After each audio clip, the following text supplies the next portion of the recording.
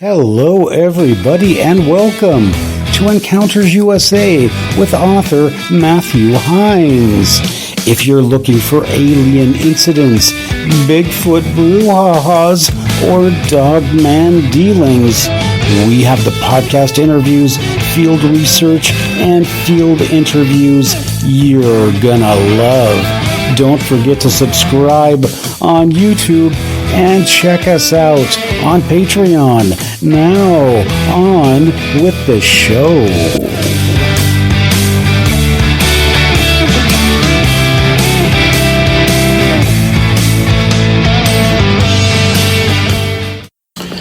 Hello, everybody. Welcome to Encounters USA. I'm your host, author Matthew Hines. Now, this is the second part of a two-part series about the UFO Summit and Paranormal Festival, and also Paranormal Academy of Arts and Sciences Awards that was held on March 6th through 8th in Ocean Shores, Washington in the year 2020. Now, it was my objective to go down to the Paranormal Summit at Ocean Shores and to take pictures and video for Michael Hall of the UFO I-Team. So with that objective in mind, I went down, and part one is about what happened basically during the first night, some of the things that I captured, but really I didn't get a chance to capture the real essence of the festival, of what was going on, of the anticipation, and of the people that arrived. So I'm talking about people like UFO or alien hunter Daryl Sims. I'm talking about people like UFO researcher from the UK, Mr. Nick Pope, and a whole plethora of other guests, which I was able to capture on interviews. And don't let me forget Clifford Mahudi. So all of these people I was able to interview. And so these interviews are going to be held for the last part of this podcast. Now, I will also be posting these interviews by themselves on YouTube, so they will be shorter in length. But for the sake of this podcast, I'm going to put the interviews with Clifford Mahudi, with UFO hunter Daryl Sims, with Nick Pope, and also a really nice interview with the head of MUFON in Washington State, and her name is, and she's going to kill me, but right now I can't think of it right offhand, and I will as soon as I turn this off. But we also have the head of MUFON in Washington State, and we also have another couple other surprise guests that we interviewed as well. So it's going to be a really nice little podcast, and so what we will do again is we'll put the interviews at the tail end, and we will put the sights and sounds of the UFO festival and the awards themselves. We'll put those in the beginning of this podcast. Now, of course, if you are listening on the podcast only and not on YouTube, I will, of course, be describing the things that are happening as they are happening so that you won't miss out on any of the excitement and fun. So that's how it's going to go. So I hope you enjoy it. So let's get in to the Paranormal Summit of 2020 and the Paranormal Academy of Arts and Sciences Awards with Mr. Michael Hall. Enjoy the show. Now let's listen as Michael Hall gives the crowd some instructions. What I'd like to have happen is maybe a standing ovation or two. I'm not going to prompt you when to do that. But the idea being is that if we can get a crowd shot of people responding to some of these major, well-deserved awards, I think it would be very good to add on video. That's, of course, assuming that if you wanted to be added up. And go ahead and raise your hand and go, oh!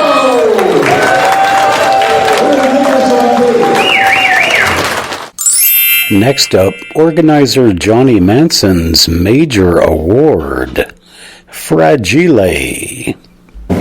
Okay, hey Johnny, before you leave, Ladies and gentlemen, we have a major award to give out to the gentleman who puts this event on, not only this one, but the Sasquatch Conference, the Quinault Beach UFO Paranormal Festival, every year, and has been an unsung hero for the paranormal for decades, with his own radio show and all the things that he does. And I thought it would be appropriate to give him the major award of the evening. And if you would do me a favor, Johnny, take off the wrapping at the top of this. Yeah. How about Johnny Manson? Thank you. Wow, I'm not worthy. The major award of the evening. Fragile. It's fragile. No, you need to take this with us because this will really mess us up for the rest of the night if that's in there. Oh man, folks, I tell you what, welcome. It's time for the opening ceremonies. Welcome to the opening ceremonies for the Academy of Paranormal Arts and Sciences. Can you imagine we've never had an academy yet? We've decided, Johnny has been so gracious to allow us to actually come up with an awards night for the paranormal. How about that? Think it's a good idea?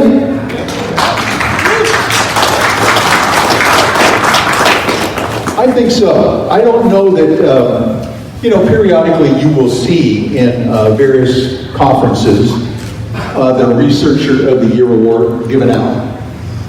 Various people will receive certain awards, like a Lifetime Achievement Award, potentially, Eric Von Donigan, Contact in the Desert. But you know what? There is not an actual night of the year that is set aside for honoring all the various categories that we have out there in the field of the paranormal. I'm not talking about just UFOs.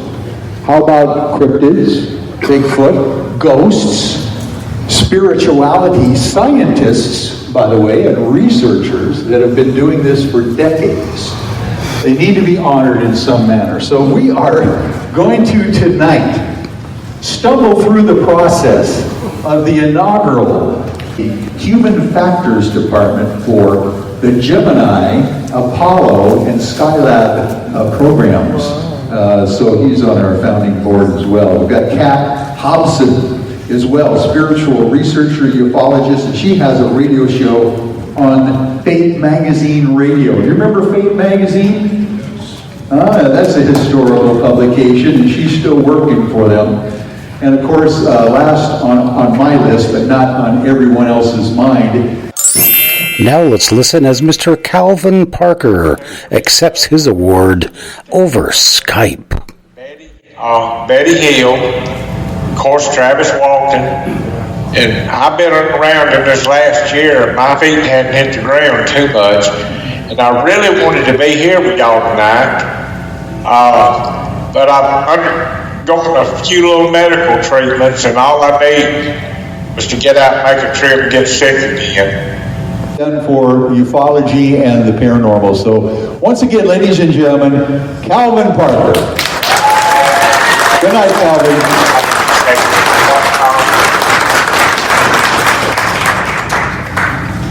Oh gosh. And I do have to say Pascagoula's a historical marker here. Johnny, you're a genius. I can't believe you pulled that off.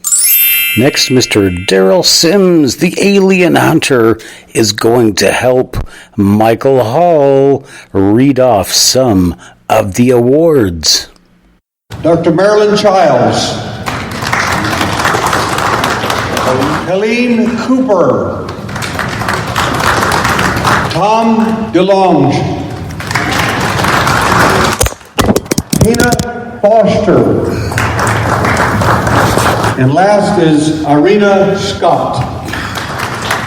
Fantastic. What a list of nominees we've got in that category of Researcher of the Year. And now, our good friend Johnny Manson is going to give us a super incredible presentation to kick off this award. So Daryl, you and I are going to stand back and watch this. Things just could not get any more exciting as we are waiting for Mr. Grant Cameron to come online on Skype. Hi, I'm Grant Cameron, and I'm here today with the honor to present an award for Researcher for the Year for the Academy Paranormal Arts and Sciences to my good friend, Australian researcher James Rigney. We have been stumbling around in the UFO field for 73 years trying to figure out the answer to the UFO problem. On November the 5th, 2018, I was contacted by James Rigney at the Aquarius Hotel in Laughlin, Nevada. And he presented a document to me that he had gotten an inspiration during the night that he had to show me. When I saw the names in the document, I realized that the document he'd shown me was very, very important. It was one of 4 documents that James gave me from the collection of the late astronaut Edgar Mitchell. The primary document is the Dr. Eric Davis notes that he made in an interview with Admiral Tom Wilson. And that was the key document. The other document that he had given me, which I still consider very important, was the alien autopsy document, which has actually been verified as being a legitimate document. When I got the document from James, it took me a number of months, and I got some help from a group of people who moved it onto the internet. And so it was many months between when I first saw it, when James first gave it to me, and the time that Richard Dillon went public with the document. And Richard went public with the document because he had actually been shown 2 pages of the same document more than a decade ago, and actually had made that public before he went public with the document. Michael Hall becomes an honorary Texan. Attorney, and I said, I am. And she says, I want you to do something for her. She said, once in a great while, you make somebody a honorary member of the great state of Texas. And I said, that's correct. And I have a new recipient. My wife is responsible for this as I am, I agree. And this is just my own personal honor, and I just want to congratulate you to the great state of Texas. Oh, what an honor. Holy mackerel. Look at this, ladies and gentlemen. Being pinned by Daryl Sims. Oh my, this is a Texas Ranger badge, ladies and gentlemen. Yeah. Right through the old velvet lapel. Now you can drink water out of a hoof print. There you go. Thank you, sir. Good night. Oh my. Daryl Sims. What a class guy. Well, we have a few other special awards that we're going to give out now.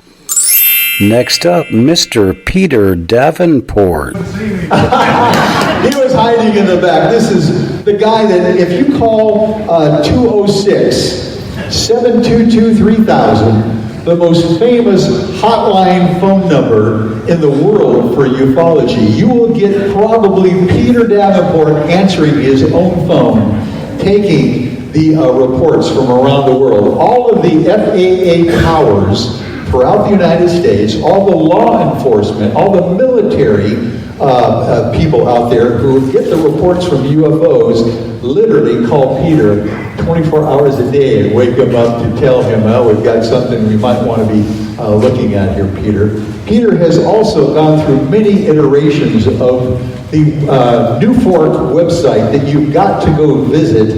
And if you have a sighting, you can do it right on the report form there. I'm not going to take Peter's thunder, but I definitely want to present a major award here for lifetime achievement to Mr. Peter Davenport. Yay, Peter!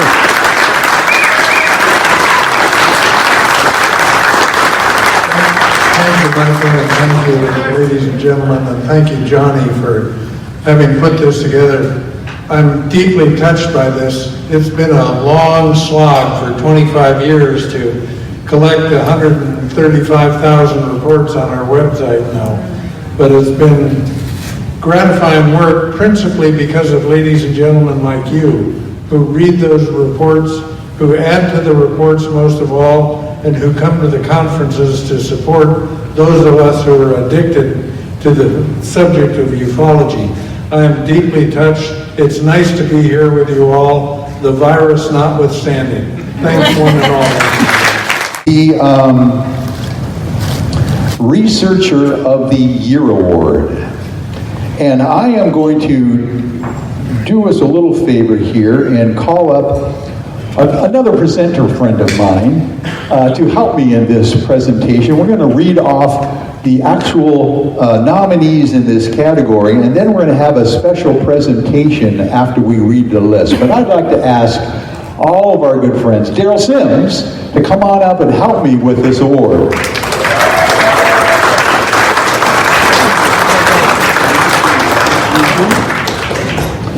Daryl, thank you so much for agreeing to do this with me. Sure, glad to do it. What we're going to do here is we're going to go to the Researchers Award, and we are going to read off just the highlighted names and not the red underlined names. Oh, there you go. Thank you, Johnny. For this country and for the world. Thank you, James. Thank you, Daryl. Let's give this back to you there, ma'am. Okay. Oh, that's a special award. My goodness. All the way from Grant Cameron to James Rigney in one fell swoop. And we are now on to the next awards category here, which is the Researcher. No, actually, we just did that one. We're going to go to the Young Gun Awards. This is going to be an interesting award because every once in a while there is a group of young, socially inept or experienced, let me put it that way, the contra of that, people out there that do research on the internet and are able to bring a lot of truth and light out to the public. And we are going to give an honor award here tonight for the Young Gun Award. This was a moniker, by the way, that was coined by Grant Cameron, who said that there's a lot of young researchers out there that don't get a lot of recognition and probably should. The first nominee in this category is James Iandoli for bridging the gap between science and spirituality and being an early teacher of the human-initiated contact protocols and showing how meditation can improve your contact connection through science. Jordan Sather for bucking the system and bringing forward the information about Q. How about that? Safer health alternatives and helping connect the dots through history that led to the disclosure of the Secret Space Program. Deep Prasad. As a scientist, it takes a lot of courage to come forth and talk about your personal paranormal experience, knowing that some of your peers may in doubt ridicule you. And Deep is, of course, a physicist himself, very young physicist, one of the 100 up-and-coming scientists in Canada. Danny Silva, paranormal researcher and internet social media expert. Daniel List and Olivia from Dark Journalist. Jan Hanna, researcher, radio host, and Frank Stalter, researcher and radio host. Those are the nominations for the Young Gun Award. And Daryl, if you can do me a favor here and just read off the winner of this category.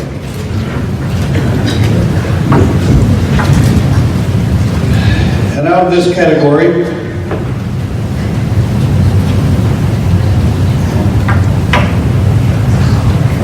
Deep Prasad is the winner.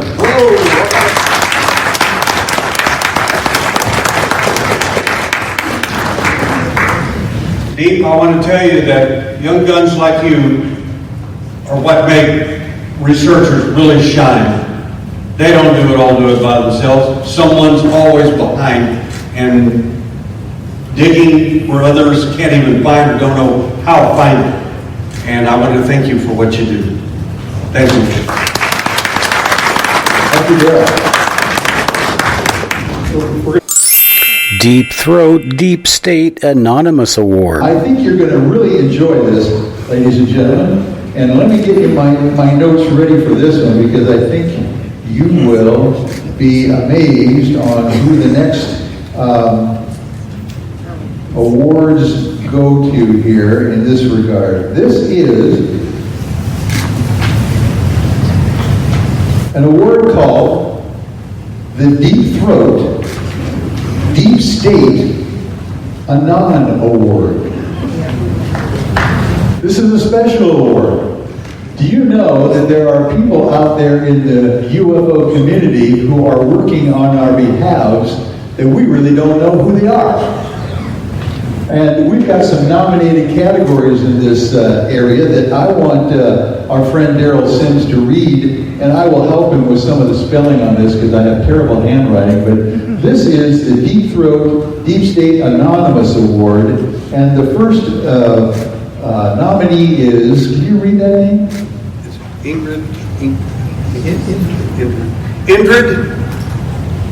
Ingrid Q. Anon. Let me make sure we got that. Indrid Cole. Q. Anon. Anonymous. Valiant Thor are the nominees. That is quite a category, isn't it? It is.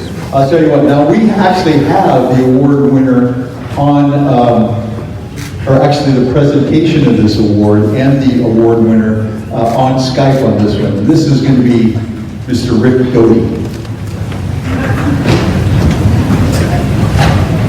Hello there. I would just like to thank. Is that the right one? It's the other guy. Gave me all the wrong numbers. Sorry, buddy. That's it. Thank you, Michael. That one? Ladies and gentlemen and members of the Academy, it is my distinct pleasure to present the nominees for the Deep Throat Anonymous Award.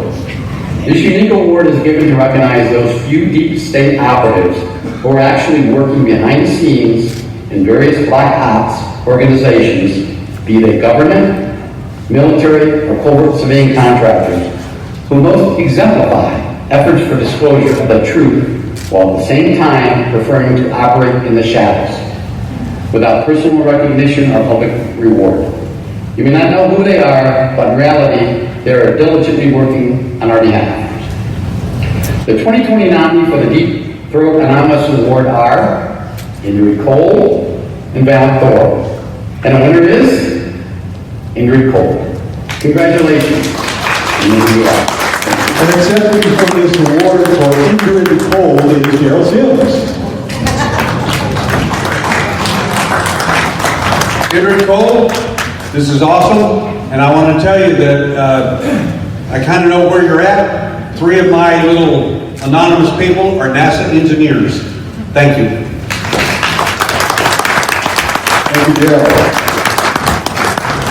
Okay, wow, that was an interesting award. Can you imagine being able to say 10 years from now that Rick Doty presented the anonymous Deep Throat Award at the inaugural award ceremony of the Paranormal Arts and Sciences? I think that's fantastic. Okay, let's now go to the last major award that we have tonight, which is the Lifetime Achievement Award. We are going to now go to those nominees. Daryl Sims gets the Lifetime Achievement Award. I don't know what to say. I'm literally at a loss of words here. Honored is not even the word to say for this award. It's what I do. It's anybody that works out there, you know, you do the same. So, and they're a million others that could take this better than I. But the bottom line is that evidence to me is what it's all about, not because evidence is the answer, but that's where I am, an ex-cop, that sort of thing, so evidence is going to be the top shelf thing. But anyway, I am overwhelmed and thank you.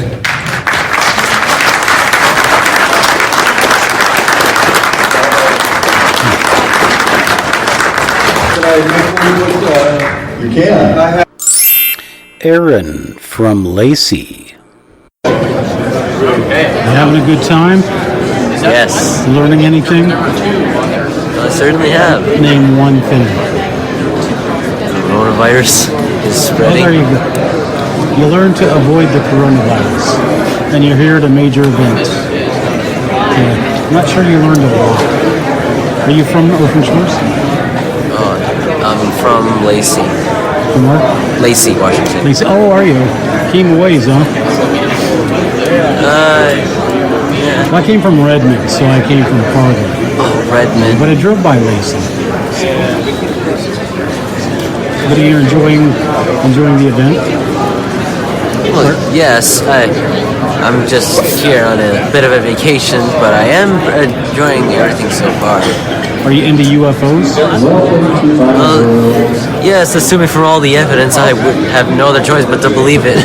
All right. Well, that's good. Well, I think we're going to start. So nice talking to you. What's your name? My name's Aaron. Aaron? Aaron. Aaron, okay. Nice to meet you. I won't print that. Next up, Mr. Clifford Mahudi of the Zuni Nation. Of Kachina Priesthood, Galaxy Medicine Society, the Sun Clan, and the Wisdom Keeper of the Zuni history and spiritual practices. Now get this, Clifford is a retired civil and environmental engineer. Do you know what kind of degree that is, ladies and gentlemen? That's quite impressive. And he worked for the Shell Oil Company on various U.S. government programs for housing under the Department of Housing and Urban Development. For a wonderful recipient tonight, Clifford Mahudi.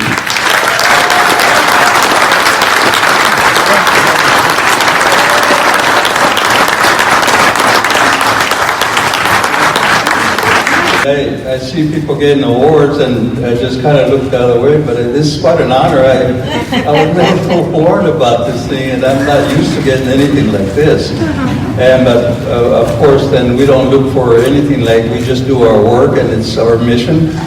A lot of times we don't expect anything, but I think that it is an honor for me to be here with you and to receive such a good way of presentation for some of us that look to distribute information that have been kept back for a number of years.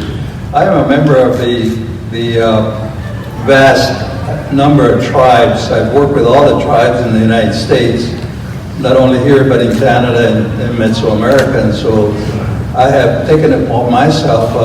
I think what I did was, if Arrow shirts are still being made today, I think I would be a good advertisement for Arrow shirts. Because I got the arrows coming in front of me and the back of me, but sometimes you have to take that chance to let the information be known, which we have kept for decades. So it's a great honor to be here with you, and the honor is yours because you have opened up a lot of us people that has set back for centuries. We kept telling you guys, he said, we've always known about UFOs. We've always had spirit people come with us. And the UFOs and aliens, they've been among us for centuries, if not thousands of years. So this is one way to get these things out there to all of you, and I'm glad to hear with all you people here to see some of the things that I've been working with. And it's my pleasure, and I want to thank the Academy, or the group. Thank you very much for such an honor. Thank you.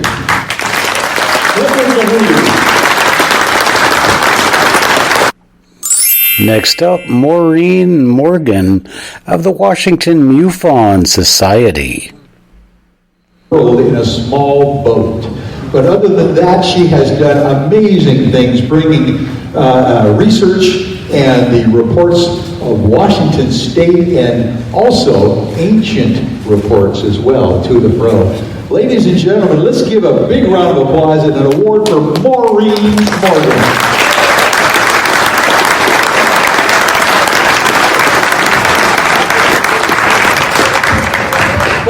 For this stellar award. And it's amazing how if somebody else can read a little bio, how important you sound when you go home and say, God, I just wish I could do more.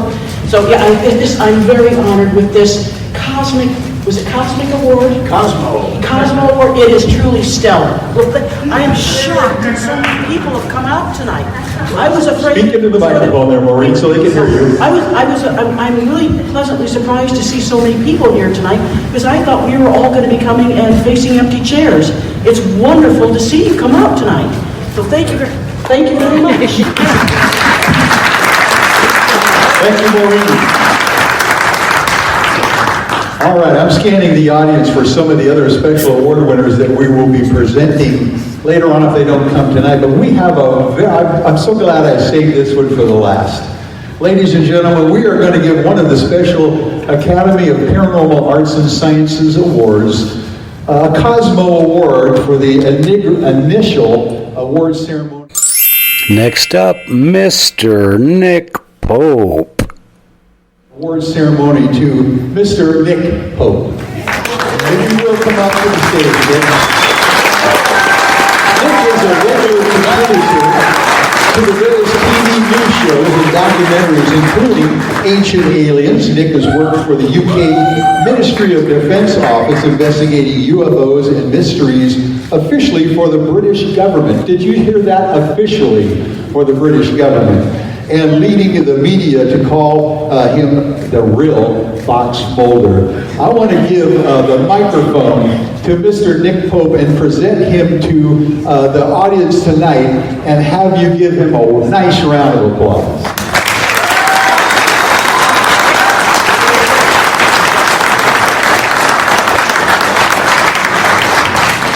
Well, thank you very much for that, Michael, and thank you to Johnny and to everyone who has helped put on this amazing event. This is my first time up here, and I'm loving it already. I was just I guess I was lucky. I was in the right place at the right time. I was given that job when I could have been given one of thousands and thousands of different jobs, different postings in the Ministry of Defence. So, as I say, it was just luck that I ended up there, and with that piece of luck I felt came the responsibility to put a little something back, and I now try to serve as a communicator on this issue as a broadcaster and journalist and do what I can, because my goodness, as we'll be finding out over the course of this weekend, we are in exciting times for this subject, which is absolutely coming out of the fringe and into the mainstream. So I'm honoured and delighted to have been given this award. I'm not going to do a Gwynnie, as they say, and for those of you who remember that Gwyneth Paltrow acceptance speech where she thanked her agent and family and so it went on. But perhaps I will echo the words of the Chariots of Fire acceptance speech, and particularly with Philip Mantle having got an award earlier. And I think Paul Revere might have said this too, but the Brits are coming. Thank you very much. Thank you, Nick. All right, for this last award of the evening, ladies and gentlemen, our friend is not here right now, but I am going to ask Johnny Manson to come up and accept an award for one of the other presenters that we have coming, that I'm going to make sure that everyone knows about first, and we're going to actually give him the award later on. But I'm going to hand you the microphone, Johnny, and I am going to I'm going to read you the information on David Paulides. And finally, for his work with the paranormal, Ted Marr gets his own Lifetime Achievement Award.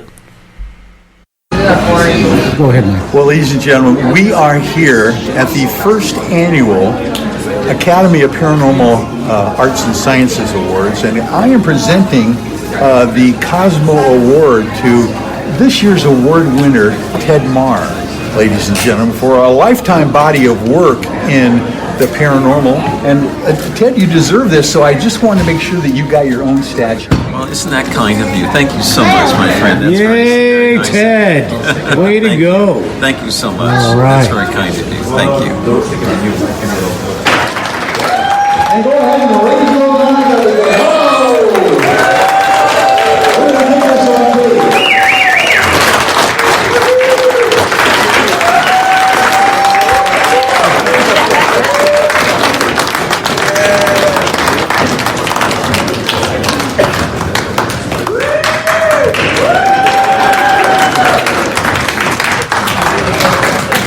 You've all been. The interviews. First up, Michiko Hayashi. These two, not so good. These last two, they sent really ugly intention. So, after this, after they sent the intentions, they sent us back these bottles, each one bottle, to MOP, Peace Project. They kept these 3 bottles with them. What they did was they bought the same looking roses and poured this water with positive intention to these beautiful roses. And this so-so intention to these same looking roses. And this negative, ugly intention water to the same looking roses.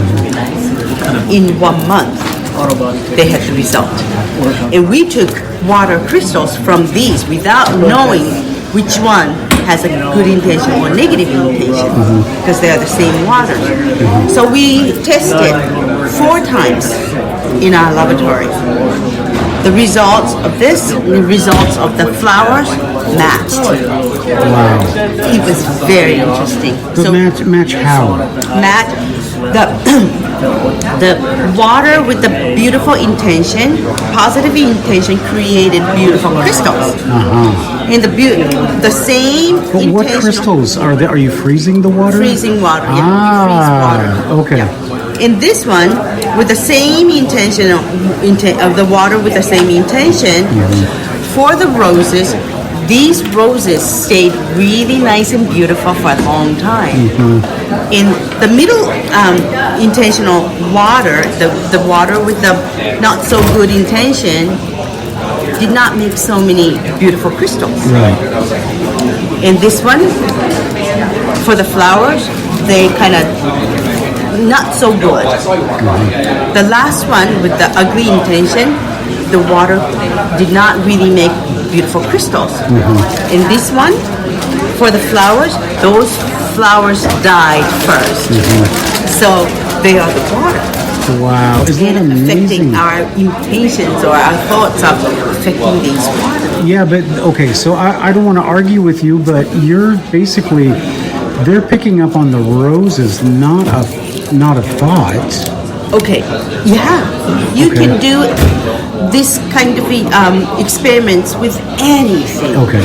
Yeah, because everything, it doesn't matter what it is because it's water. Yeah.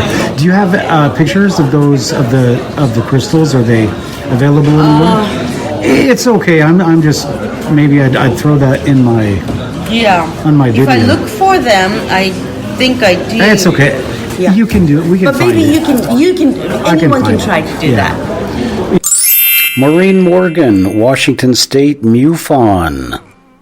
Hello, everybody. We have another amazing guest with us. We are with Maureen Morgan of the Washington chapter of the MUFON, or the Mutual UFO Society.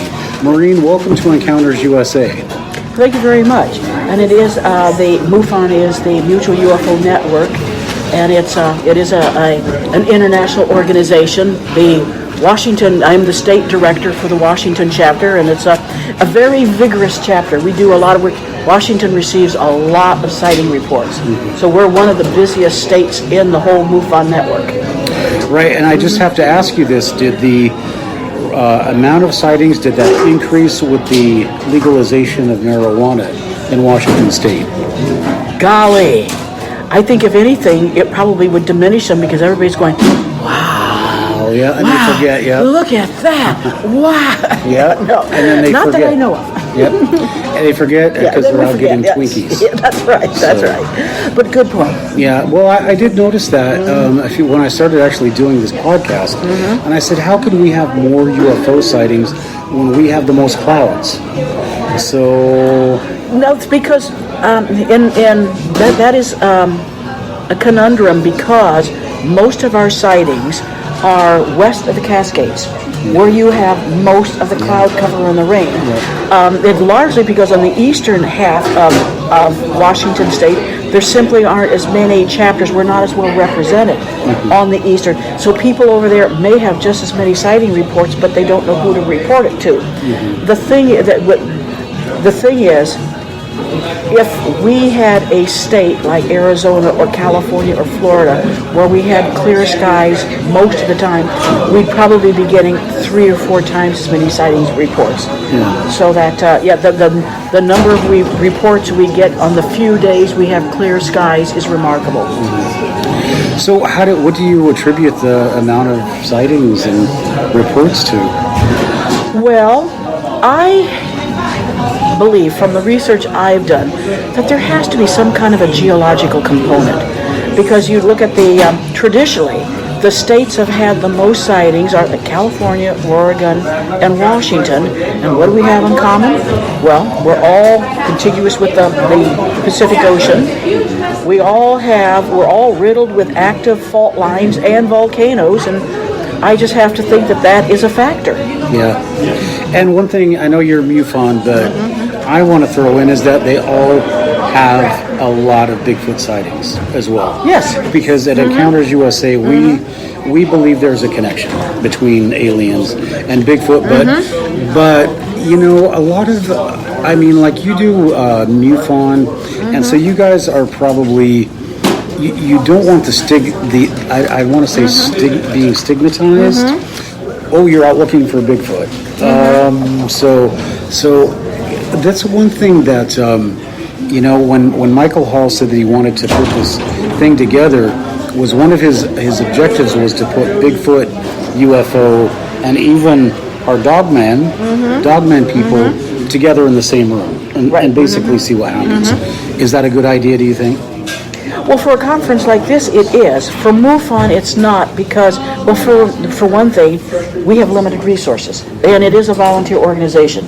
So everything we do, other than the top management at headquarters, and there's only a handful of those, we're all volunteers. So we have a limited time and resources, and because the UFOs are the focus of the organization, it has to be focused there. And even though there's like not a ban or anything for investigating, they say, Bigfoot sightings, I would, if I received a Bigfoot sighting, I would probably call Ron Moorhead, who's a neighbor, and say, hey, listen, you need to talk to so-and-so, he just heard sounds in his backyard or whatever. Or if we had crop circle reports, I'd call the crop circle person or the paranormal people, because they have expertise we do not. We don't have the resources to go in all these different directions. So I think more than anything else, it's a matter of trying to stay focused to use the resources we have in the best possible way. Okay, and so Maureen, I had a little thing last night, so I didn't get to see your presentation, and I apologize for that. Can you give us just a quick summary of what you talked about and what you think is important? Well, the presentation I just gave this morning was based on a review that appeared in Scientific American in June of 2017, where Michael Shermer basically trashed Graham Hancock's book, Magicians of the Gods, and he gave 4 points in which he debunked Graham Hancock's book. And because all of those basically, are issues that I feel very strongly that Graham Hancock is correct, I went on this 8-month marathon research project to basically debunk Scientific American, and taking those points and say, you have to think that the reviewer, Michael Shermer, who's a noted skeptic of all things conspiracy, religion, paranormal, whatever, that taking those 4 points, one being that he disputed Graham Hancock's claim that there had been a cataclysmic event around between 12 and 13,000 years ago that would have caused such great climatic change that ancient civilizations would have been destroyed and possibly, and then being maritime civilizations gone worldwide with the remnants of their civilizations to planet and other places, because their own have been destroyed in this cataclysmic event, which Scientific American said never happened. So with a 5-minute research online, I find absolutely, in the same year of that review, researchers came out with the information from NASA of photographs of craters in Greenland that happened exactly at that time. That would have had it would have been cataclysmic. They were talking about shock waves that would have destroyed everything for hundreds of miles in every direction. And I found it remarkable that this information, because it goes against the dogma that this never happened, Scientific American refused to include that. It's like they denied current information. So I actually went after the 4 points that Michael Shermer had made, and I feel effectively debunked all 4. Well, I wish I would have seen your presentation, but the first thing I would say is, what happened to the continental ice shelf that fell off of Canada in 11,000 years ago? I mean, that's a scientifically. I wrote a book about kind of all this stuff, but as far as history goes, 11,000 years ago, Canada was covered with an ice shelf. It fell into the ocean and melted, raised the sea levels 400 feet. That's right. And that's a scientifically accepted And where fact. would all early civilizations have been? Largely right along the coastline that are now up to 400 feet down. And yet no one will go there. Because there weren't civilizations 12,000 years ago. I mean, talk about a catch-22. You can't go down. You can't get the funding to do the research for submerged early civilizations because they didn't exist. And if they couldn't exist, they didn't exist. I mean, it's a real. It's mental gymnastics. But what you're saying is that before before this cataclysm, there were civilizations that were advanced. highly advanced. This was Graham Hancock's proposal, that there were highly advanced civilizations who were able to do incredibly technologically advanced, like stonework and building monuments that in many cases are beyond that which we could duplicate today. And I believe that I showed enough evidence to show that, well, clearly there's somebody at that period of time was able to construct these monuments all over the world using they had to have used some kind of advanced technology, whether it was with resonance, whether it was with using chemicals to soften soften a stone so that they could be formed into these polygon masonry shapes. That, to me, there's just no question that somebody had access to high technology. And you see it all over the world. And not only that, but I showed image of, say, of dolmens. In fact, there were one of the things that I found so extraordinary in that review too is that Shermer and Scientific American were basically saying there's no evidence that these people existed.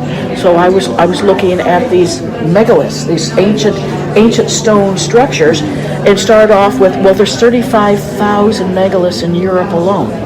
Right. And then you get to Korea. There are 30,000 dolmens in Korea, which are these big stone structures where you have 2 or 3 or more upright pillars, vertical pillars with a big slab on the top, and you have 30,000 of those in Korea, of which one has a stone on the top that weighs 250 tons. That's the weight of the biggest diesel locomotive ever made. And then you go to Japan and you find that they have 200,000 of these keyhole, what they call tombs, these extraordinary like keyhole shaped structures, and they're everywhere. I mean, everywhere you go in the Americas. There wasn't just Cahokia in Illinois. There were dozens of pyramids. There were countless mounds. You know, there are so many structures around the world that required a technology in some cases we can't duplicate today. Yep. And that's what Michael Shermer and apparently the Scientific American Board could not see. Well, okay, so Maureen, this is something that we run into again and again on Encounters USA, and that is we have people like Ron Moorhead, and we have Scott Carpenter. We've had just about every major UFO researcher you can name, and it's all the same. It's always the same. It's that no matter how much, and I don't know how many times I've said this on our show, but no matter how much credible evidence there is, that's right. There's no credible evidence. That's right. Debunkers, a skeptic. A difference between a skeptic and a debunker is a skeptic, a good skeptic will say, that's interesting, I'll look into it. I don't know anything about it. It may be true, it may not be, but then I'm not going to put it down because I don't know enough about it. Right. A debunker, no amount of information. No, they've already got a set mind, and I mean, there's nothing that you could do to change their minds. So it's already set in stone. But what's the underlying motivation? It's always money. Now, I don't know about you. You have a degree, I assume? An undergraduate degree. Okay. And so I have a master's in education. So I have that coveted degree. You have the coveted degree. And if we come out and say, oh, that's just rubbish and whatever, then we'll be accepted because we're true to our scholastic background.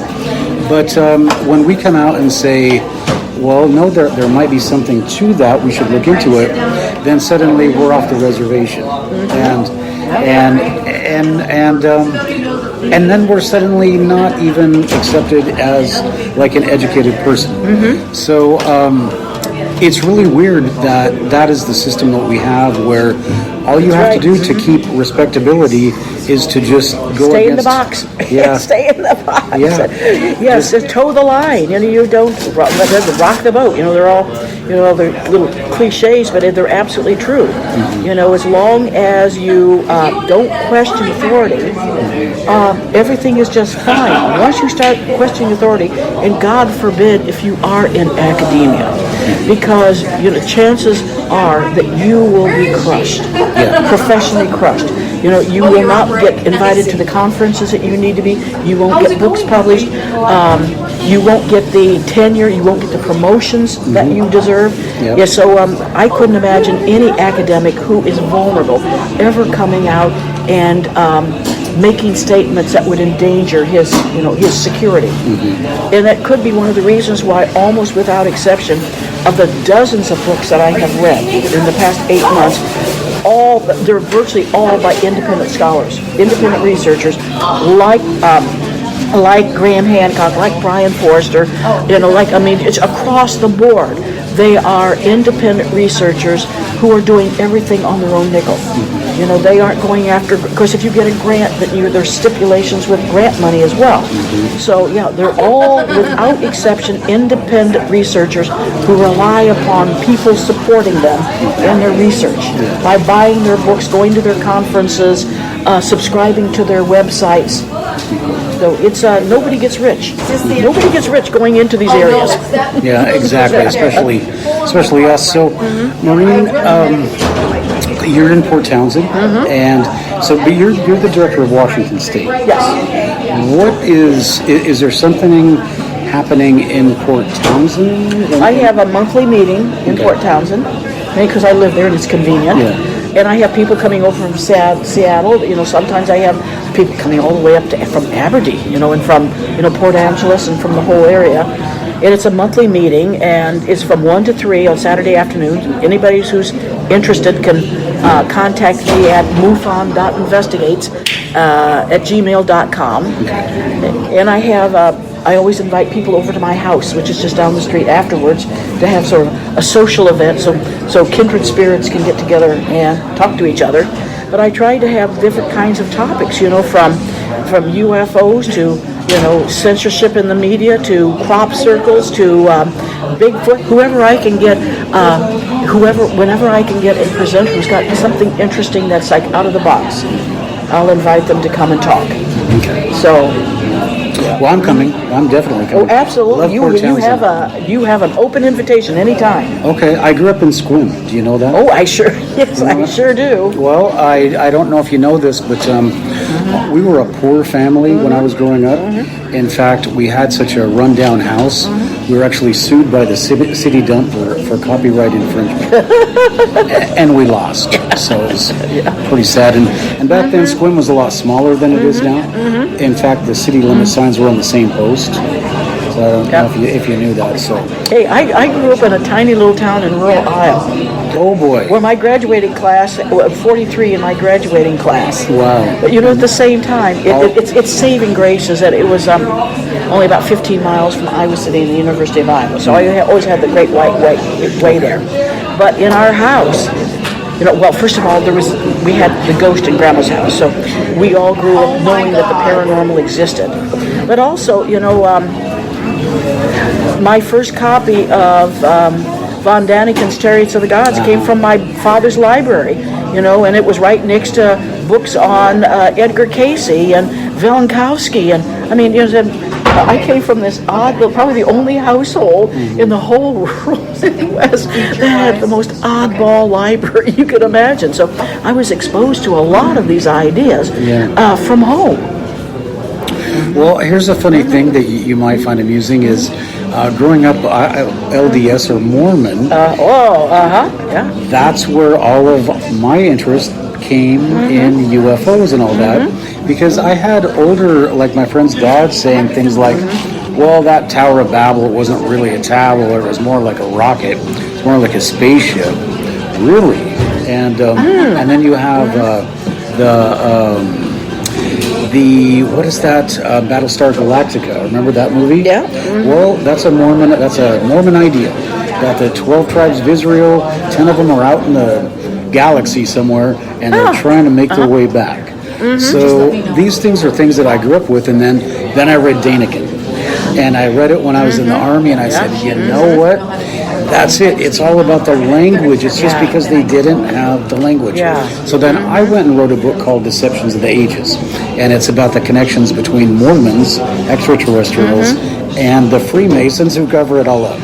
So that's the book that I wrote out. That's a book I have to get a copy of. Yeah, I'll send you. Oh, wonderful. And I'm sure you'll go, okay, I get it. Yeah. But the whole idea behind it is that the whole way that we think is all manipulated. And I just use Mormons as one example about how people are taught not to think about an idea, but just to accept what we tell you. So absolutely, that was the message that screamed in the last sentence in that book review in Scientific American. That listen to the real scientists. Yeah. Just shut up, go home, and listen to the real scientists. And it's there's some extraordinary work being done out there, but you're not going to get it from mainstream sources. And it's and if anybody's interested in finding out what sources I have discerned as being highly credible, whether they're books, their websites, their people who do interviews, lectures, anything like that, let me know. You send me an email at mufon.investigates@gmail.com, and I'm putting it together, a list now of all of my most trusted sources. Okay. I hope my book is one of them. Well, as soon as I have a chance to read it, it certainly will be. Because I have a 20-page bibliography. It's I can't wait. It's nothing that I say. It's just everything that I picked out. So, all right. So two more questions. So, Do you agree that science is really the new religion? That what the church used to do to people who got out of line before, that's what science is doing to them now? And, Oh, absolutely. Absolutely, no question about it. Okay. And then the other question I have is, okay, so we're talking about, and the first time I heard you talk, I heard you talking to Kenmore, and you're talking about disclosure. Right. And how close we are. What if there is disclosure? This all goes out the window. There's no more summits. There's no more conventions. No. There's no, it's Because I believe if there's any kind of disclosure, it's going to be so filtered through the powers that be they military, government, corporate, whatever, the military industrial complex, whatever. It'll be so filtered. Basically, what you're going to get is that whatever is out there is a threat. You know, that space is a war-fighting domain, and we need a space force, and we need to spend trillions of dollars to defend ourselves.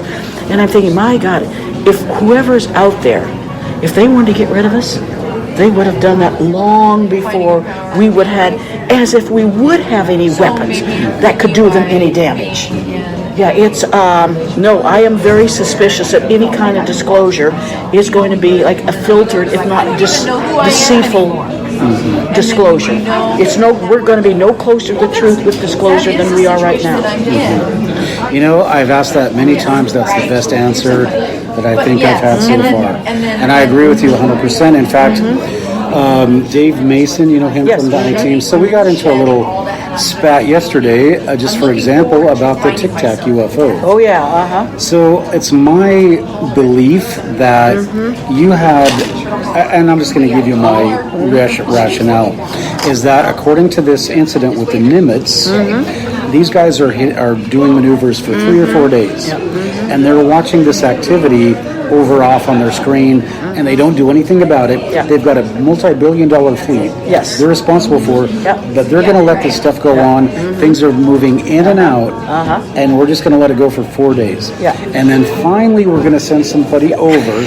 We're going to send somebody over with no weapons, no armaments, and they're going to take a look at it, and. So all of that stuff went on, and then you have the guys talking like surfers or Beavis and Butthead, and I was in the military, and you're not allowed to talk on military channels like that because somebody comes on and says, you know, clean it up. So there's that, but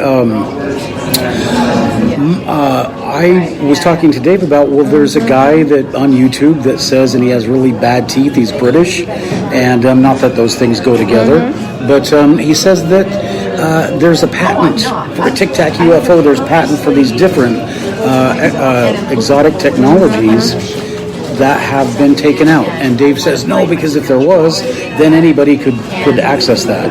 And it's my belief that there's disclosure because the Chinese are building these, the Russians are building these. They got access, and so the military wants reports of when these things are seen. Because they're not extraterrestrial. And that's just me. I would really agree with you there. Okay. The thing, I suspect that I would have a big disagreement with Nick Pope's talk when he gives it. I don't know what he's going to talk about, but I suspect it'll have something to do with the U.S. Navy finally this past year saying that they were going to start taking pilot reports of anomalous phenomena, UFOs, seriously. And I'm thinking, what a crock of doo-doo. All you have to do is go back to 1941, and you had the Battle of Los Angeles to start with. And then during World War II, you had 10,000 Foo Fighter reports, highly credible Foo Fighter reports of anomalous objects. You know, whether they were orbs, whether they were craft, and this was all over the world. It wasn't just in Europe. It was across North Africa. It was completely across the Pacific. It was over Sumatra. It was worldwide.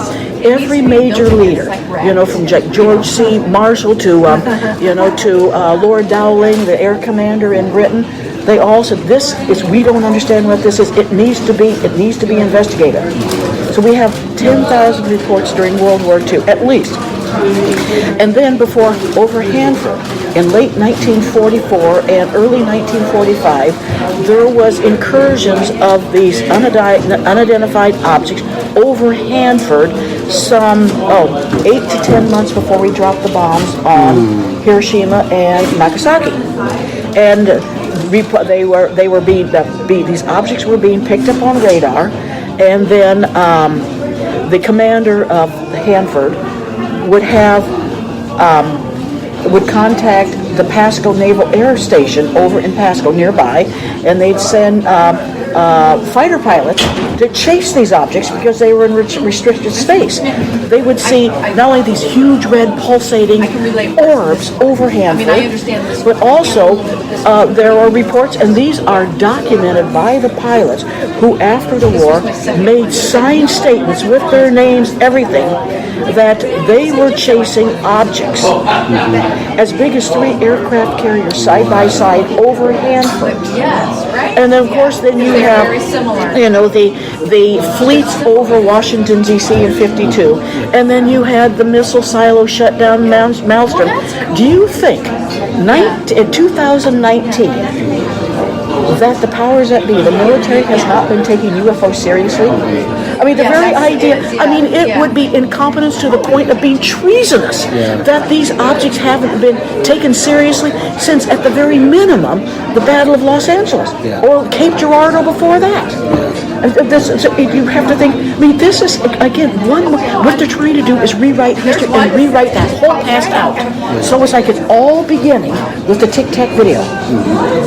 And then the world began in 2004.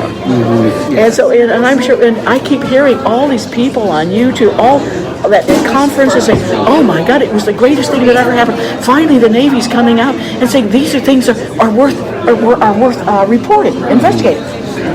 When did they not? Yeah, exactly. They've been investigating this for the past 80 years.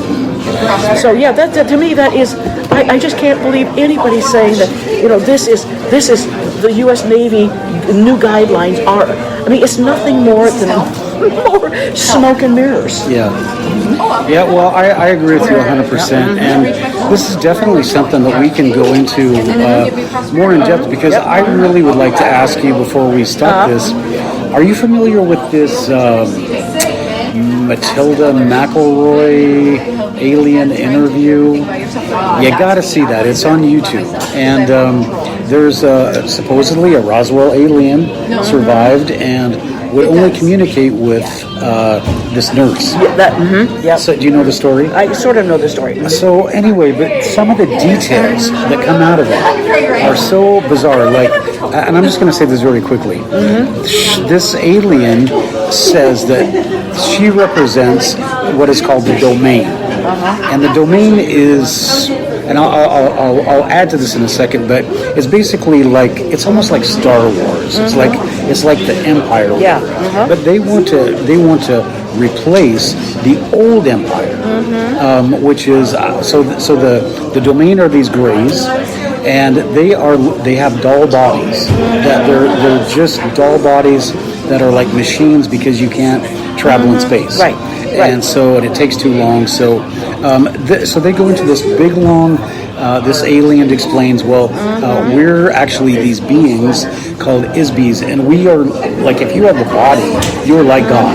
Yeah. And the big deception is to minimize people here, because they say that when, or this alien says when you die, that everybody here is, this is a prison planet. Everybody's put here because they're a criminal or a politician or an artist or whatever, but you have all of the worst elements of the galaxy are dropped off here, and when you die, you get electrocuted, so you forget everything, and then back into it again, right? So as crazy as all that sounds, so I'm listening to Courtney Brown's Farsight, right? And they've just done a remote viewer thing on like death or whatever, and guess what? They follow a guy who dies, he gets electrocuted, doesn't know where he is, and then back into a body. So now let's go back. And I'm just throwing all this stuff out. I can hardly process it. Yeah. So okay. So as a Mormon, right? Everybody says, oh, well, those Mormons, they say, oh, they're a god, right? Well, what if somebody came in and said, no, I mean, because basically the Mormon beliefs are kind of like that you are trapped and that you have to do certain things to escape. Right. But that you are a god. And then everybody says, oh, those Mormons say you're gods and all that. But this alien is saying no, because if you have a body, that you're a very intelligent being, you've been around forever, and you just can't remember your past lives. Because if you could remember you owned property, the knowledge you picked up, your family, all the people you knew. But every time you die, you get you get zapped and you forget it. So I just think, oh, okay, it's a bunch of crap, just like everything else. But then here's Courtney Brown and their remote viewing, and they got 4 people talking about the same, the same deal. So it's like this is a great big unknown. Yeah. I mean, it's like anything and everything or nothing is possible. Yeah. And it's the same thing with those, with those ancient megaliths that I talked about in my presentation. The who, how, and why are almost unknowable. Yeah. We may not even have the mental processes right now or the culture to even be able to visualize, to even internalize how these ancient people may have thought. So in terms where, being able to move several 100-ton blocks of stone was, let's just put it in there. Well, maybe they could. Or, the things like you being able to use chemicals to soften stone so it became clay, or using sound or resonances to vibrate stones into place, and who knows whatever else they could do. It's like whoever is responsible for these constructions I believe have a mind, a mental set that is so different from ours that I'm not sure we can even go there. And I think the direction we're going right now is particularly insidious because it's going in the direction of all things weaponizing, rather than using this great intelligence and this high advanced technology for the good of humanity and the earth itself, all creatures on it. It's being put in directions exactly the opposite. For the purposes of control. Excuse me, yes, at the purposes of control. So I'm not even sure we will ever even be able to wrap our minds around whoever it was, whatever it was, that constructed these megaliths around the world, because, we may be so far from where they were mentally that we can't go there any more than we could understand how a dog thinks. Yeah. Well, I'll just throw this last part at you, and this is also in my book, Deceptions of the Ages, is I found an account of a guy who went to Tibet, and he saw these monks, or these people in a village, and they were using vibrations and humming to move these rocks like 300 feet up onto a cliff face. Yeah. So, and it's a Western account, and it's from like the 1930s. Yeah. So, I believe there's something to that. Yeah. There was knowledge that is lost. And again, when you have all those figurines and those depictions in early cave drawings of astronauts in modern astronaut suits, I just gotta think they are time travelers, people from today going to the past to get this information that was lost, to retrieve the information on how did they soften that stone, how did they move those 1,600-ton blocks of stone up on the platform. How do they do all of this? Plus all these other things we might not even, the public might not even be aware that they were able to do. So it's a rabbit hole. You know who knows? I believe the Freemasons know. And why I believe the Freemasons know is because when I was in a young kid. They talked about there was a concept of a stone being cut without hands. Yes. Have you heard that? Yes. Mm-hmm. Yeah. Okay, so doesn't that kind of mean... And they are masons. Freemasons. That is, the masons are stone workers. Right. It could very well be there's a link that goes all the way back. Well, you got to read my book. Well, I can't wait to get a copy of it. Okay, well, it goes all the way back to Egypt and the mystery schools and Greece and everything. Well, you're going to have to catch up with my presentation then, because it sounds like it goes right along with your way of thinking. Okay. Well, great minds think alike. That's right. And with that, Maureen Morgan of the Washington MUFON Society, thank you for stopping by for a few minutes. Thank you. And My telling us- pleasure. Yeah, it's our pleasure. So I can't wait to get over to Port Angeles or Port Townsend to talk about you. Well, Hey, we'll can I just have to make it happen. Can I tell you one more joke before you go? A joke? Oh my God! I don't know if I could handle a joke. Well, it's not funny. So, Yeah, okay. so you know the Port Angeles, they're known as the Rough Riders. Yeah. I always thought they called them that because they didn't change their underwear. So that's it. That's a great way to end. Is it? Isn't it so Yeah. great? A little ribald humor. Yeah, We need so that to kind of unwind. Yeah. So Because otherwise it can get so heavy that a little levity has its place.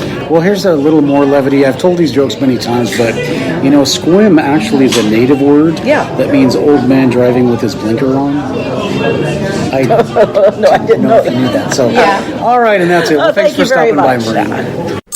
Daryl Sims, Alien Hunter. All right, everybody. I have Daryl Sims here, author and alien hunter, and we're going to be talking to him for a few minutes now. Daryl, you're up here from Texas, correct? That is correct. And what is the lure for this festival? Why did you come all the way from Texas? Well, first of all, this is my 6th year here. Wow. And I really enjoy it. I just absolutely love the people here. They're good folks. A lot of them are looking for answers. And of course, you find a few people that think they already know all the answers. But by and large, most people just want to know more about what's really going on. And what I do in my presentations is I attempt to not repeat the same stuff over and over. I like to show new things. I tell people that my presentation is not based on being a parrot. I don't want you to hear the same stuff over and over again. When you hear new things, you just like, oh my God, I just found out the alien abduction phenomenon is probably only 150 or 200 years old. That's correct. It's not thousands of years old. It isn't. Sorry. And anyway, I just like giving all kinds of information that's useful to people that want to study. Okay.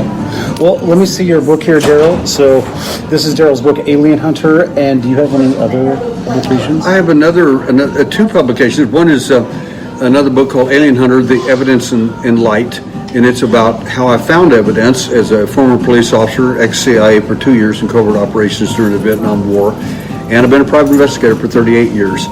So I bring a heavy investigative background, and that book covers a lot of the investigative techniques. If you use that book and do what it does, you'll find the same evidence that I did. Okay. It's a replicable experience. It's that simple. The implant book is about implants itself, specifically what we've done in 25 of the surgical interventions that I literally have not done but have overseen. And the last case of implantation that we did a surgical intervention on was in India 2 years ago. Wow. And what did you find? What have you found from the implants? Well, that's a great question.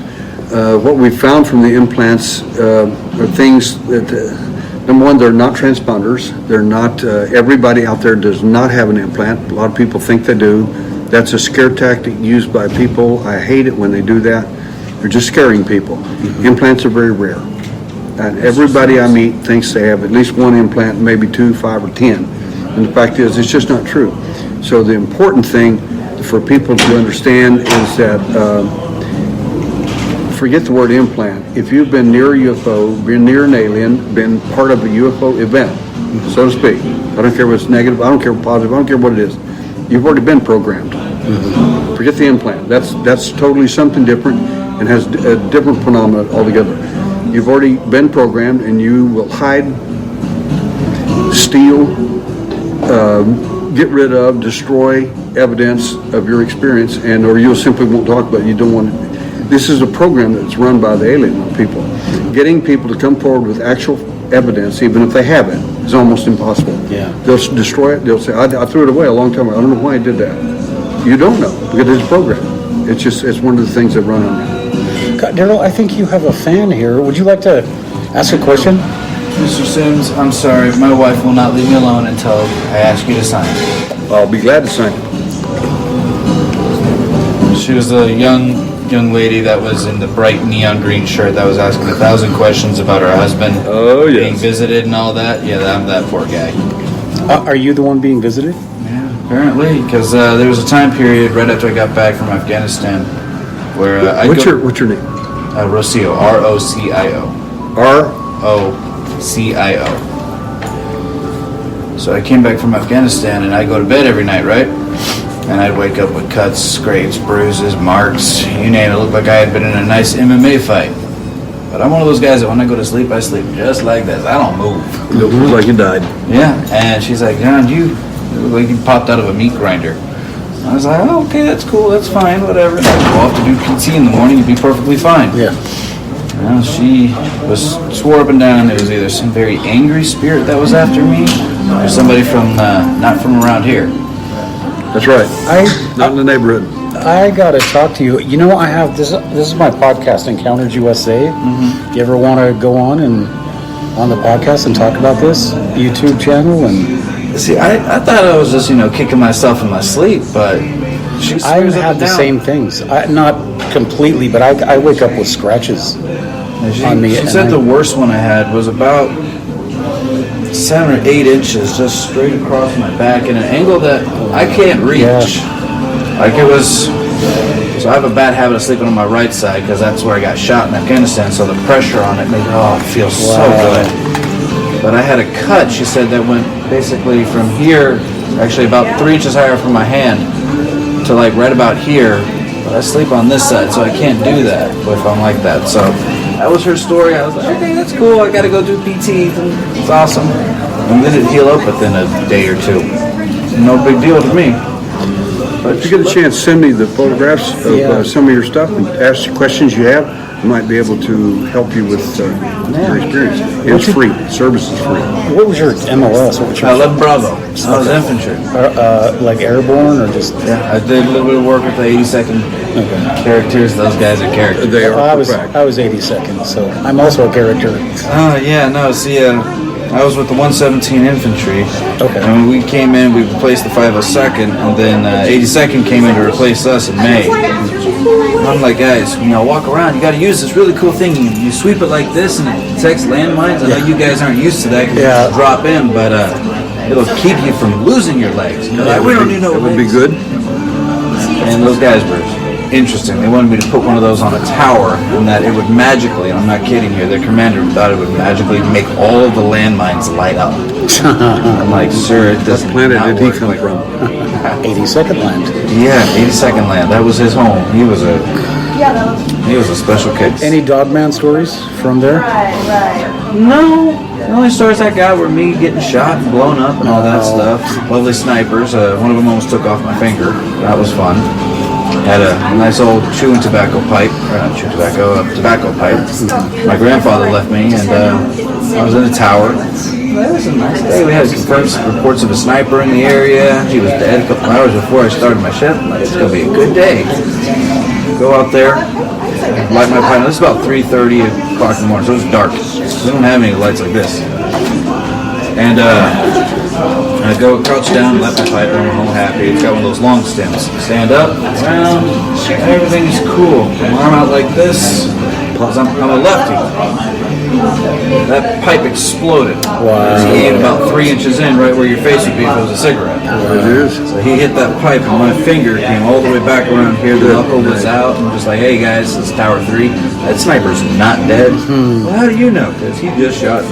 Doc, are you okay? I'm fine. Came from the east. Get the sniper. Stand by. The 50s spin over. They spot him.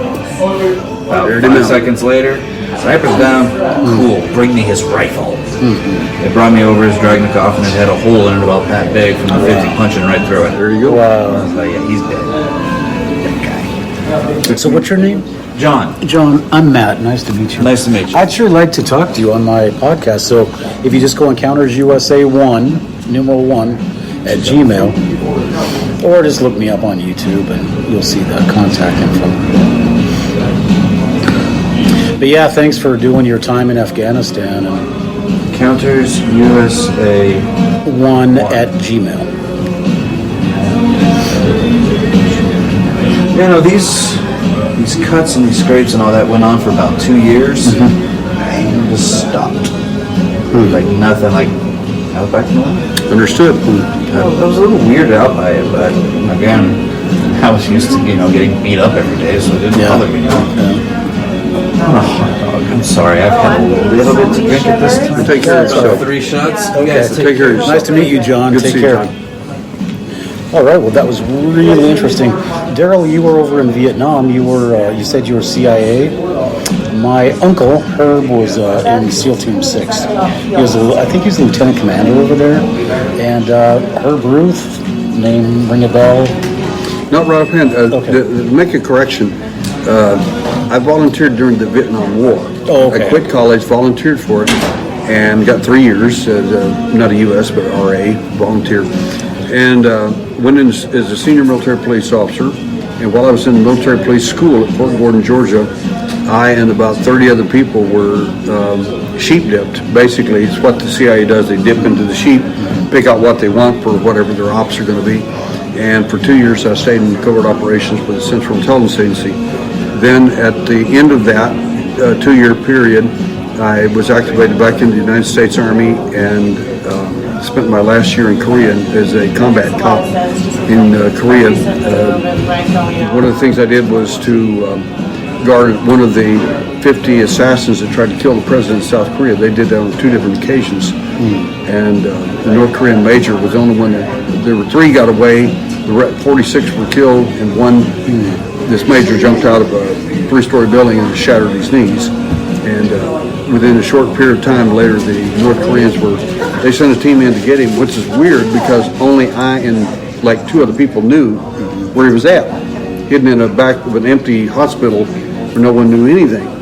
And so the question is, how do they know? Well, they know because the girls, their operatives, are sleeping with the officers who do know, and that's how they find out. And they had excellent intel on us. Yeah, I know. There's so many stories like that. So, all right. Well, Daryl, let's talk about what got you interested in the subject of UFOs. Did you have an experience? My interest in the UFO phenomena started at age 4 when I found an entity coming into my room, and I had no clue what the thing was. And I sat up in bed, and it's walking toward the wall, and I'm thinking it's going to bump into the wall. And I don't know how I knew it was a he, but when I thought that, it was like he heard me because he turned around. I thought it mentally, and he turned around, and I heard him say something that was rather weird. And I heard it mentally, which I'd never had this happen before in my life. I heard a voice in my head say, "It's awake," and he's talking about me. So that was my first experience in the quote-unquote the alien language. And his lips never moved. He had a little tiny mouth about that big. He was about 4 foot tall. When he turned around, I was really shocked because his eyes were perfectly round, not the Hollywood version that you see, but perfectly round eyes. And back in the 60s, 50s and 60s, some of the eyes of these entities were perfectly round. And they changed models later to the Hollywood version, the elliptical patterns you see on alien eyes now. But the thing that struck me the most in the experience, I wasn't scared, wasn't paralyzed, wasn't anything, is I was shocked when he turned around. I realized he didn't have a belly button. And as I looked a little further, he didn't have a TT. Little kids, that's the way they describe genitalia. He didn't have anything. And I could, well, what is wrong with this guy? Yeah. And of course, years later, I figured out if you don't have a belly button, you don't have a navel, you weren't born. And if you don't have genitalia, you don't procreate. So you're either hatched, cloned, made, or manufactured. And the question is, who did that? Where did you come from? A lot of people say, well, they're aliens from different star systems, they did this. I said, look, many of them have 3 or 4 fingers and no opposing thumb. How do you build a spacecraft? Well, they didn't. I said, somebody built it for them. That's the point you're missing. We're not doing parrot stuff. We're doing something more, something a little bigger. So you have to look at the alien phenomena, in my opinion, and try to figure out who they are really and why are they here. What are they doing? And you analyze what they're doing, and you quit looking at it as their space superior beings, whatever. You have to look at the actual evidence. You put your cop hat on, and you look at things differently, because the UFO hat gets fooled a lot, and it has been fooled often. And there's still people in the UFO world still fooling a lot of UFO folks, because they won't remove that hat and put a cop hat on, or medical or a science hat, or whatever hat you need a different one. You need more than one. Right. The more hats. I use 7 in my investigations, and some of those 7 hats don't even agree with each other, but they give me 14 sets of views that I didn't have before. Yep. Which is important. Yeah, and you hit the nail right on the head, because that's one of the things that we try to do here is we're not pigeonholed in Bigfoot or aliens. They're all united. I mean, they're all grouped together. There's something that they all have in common. And so if you say, well, the aliens are this and whatever, then you're really limiting yourself, because if you don't know about like remote viewing or Bigfoot or physics or other disciplines in science, then you're really limited as to what you can really explain. So my question is, of the many questions I have, when you were a child, did you understand that these are not ghosts? They're not other children. Did you understand they were aliens? They were from something else? I had no clue what it was. All I understood was that it can communicate without opening its mouth, and that stunned me. And then when it turned around and looked at me, and its eyes did some kind of a slight movement, and there was ambient light in my room from a well house. We had a little light out there to keep the well from freezing over.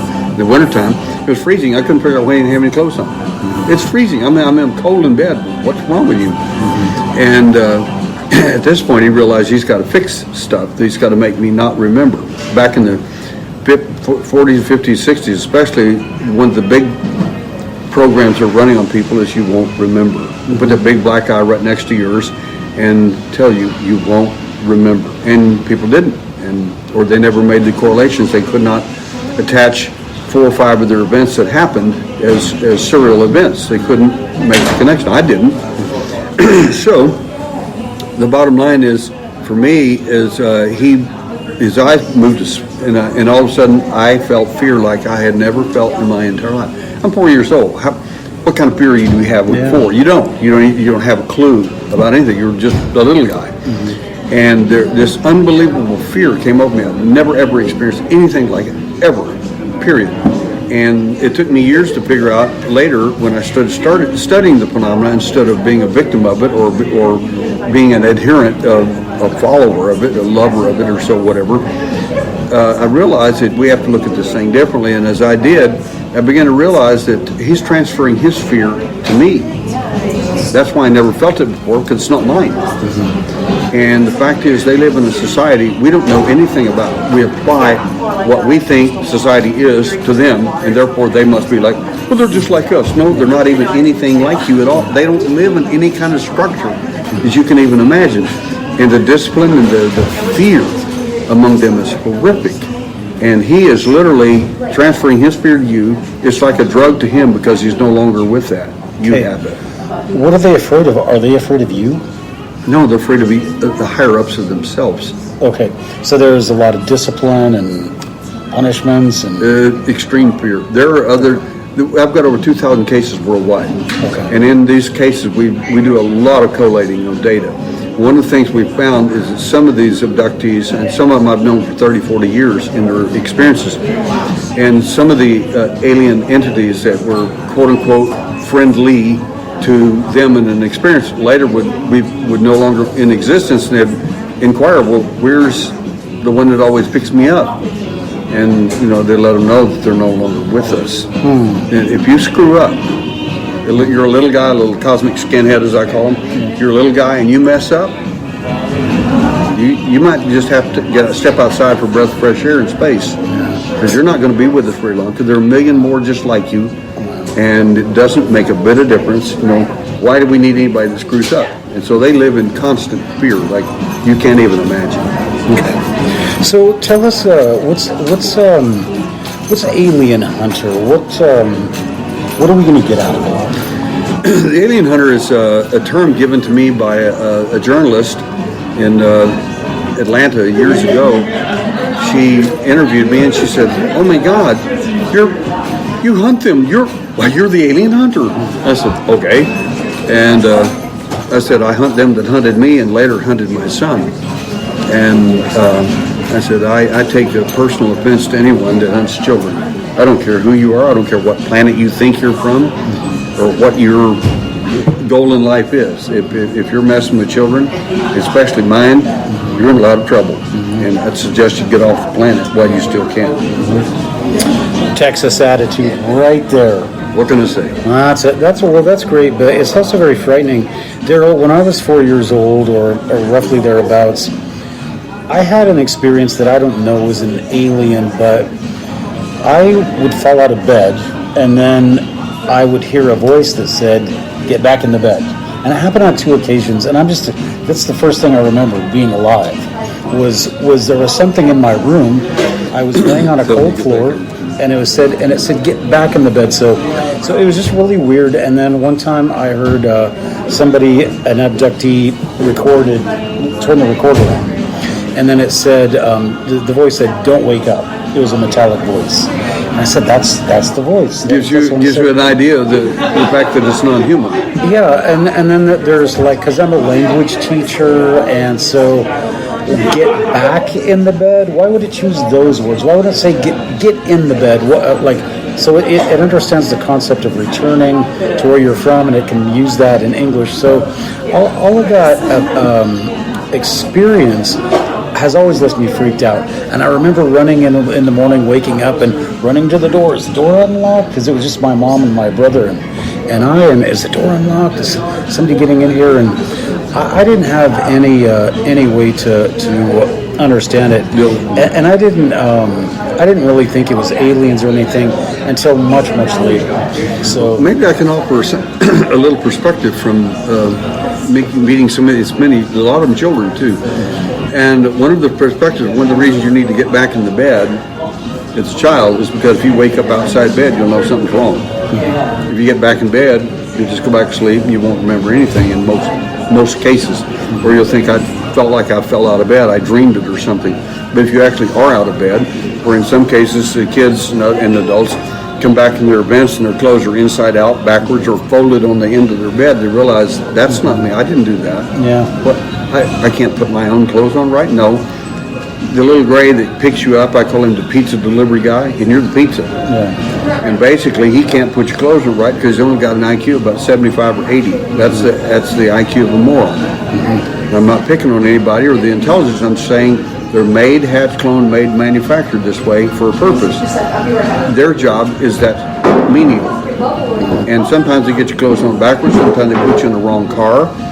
Sometimes the wrong bed. Yeah. You wake up in a wrong location. Yeah. Two people, they're engineers, got picked up on a highway in Fort Collins, and they ended up with the wrong guy driving the car in Dalhart, Texas. Wow. So how do you gas up between here and there? How do you get there from here? Mm-hmm. Amazing, just amazing. So have you done your presentation already? Because I have done a presentation, and the presentation, a lot of it, I spoke specifically on fluorescence and surgical things that were done to people. Well, the aliens are trying to help you out and make you better, really. They cut you from sternum to your groin and then across, and you don't even know it. Yeah. And we plant these scars on you, and this happened to 2 medical people in another country. How does that happen exactly? Yeah. And this is for my benefit. So for people that believe that, maybe you ought to go get that done to you and see how you respond to that. Yeah. To me, it's called mutilation. And our doctors that work with me think the same thing. For what purpose? That's a very good question. For what purpose? I'm going to take it to the extreme first. Okay. And then we'll go to something kind of more normal. I have cases all over the world, and some of them are animal and some of them human mutilations. In one case, an elderly woman is literally skinned alive in her own bed, and there's not a shred of blood anywhere in her bed. She's skinned alive, laying there in her bed, dead. Now, what scientific reason does an high-class alien from another world, another dimension, or whatever need to do that to an elderly woman? I can't think of one, and if you can, or somebody out there can, then they may need to start working for the alien. But the fact is, that's an extreme version. There are other versions where people come back either with lumps, bumps, cuts, scratch marks on them in places that make no sense. I've got an impact on a guy's arm where the entity grabbed him. It's a reptile type entity, and you see the claw marks literally on him. And it's we can tell, we know enough about the medical, we can even tell literally within a few hours of how this individual was impacted and hurt. We know a lot about the injuries. So that's a more normal thing you might see. But some of the events happen, or they appear to be benign, and that's fine. God bless America. If it was benign, or if you don't remember, that's okay with me, because I don't particularly want you to remember. And some people say, well, I want to remember everything. I said, the only problem with that is Pandora. Because once you get that box open, you're never going to close it again. You think you'll be normal and everything will be fine, but it won't. So you may not want to. My best advice to you is, if you're not prepared to figure out what really happened and do something about it, forget it, because you're not going to be the same. Okay, so you started off by saying that the implants are not locators. Do you know what they are? Have you been able to figure out what they are? We've learned quite a bit about the implant phenomenon. It depends on what it is, depends on where it's placed, and as to what it does, and it affects, in my view, it depends where the meridians are in your body as to how it may affect you.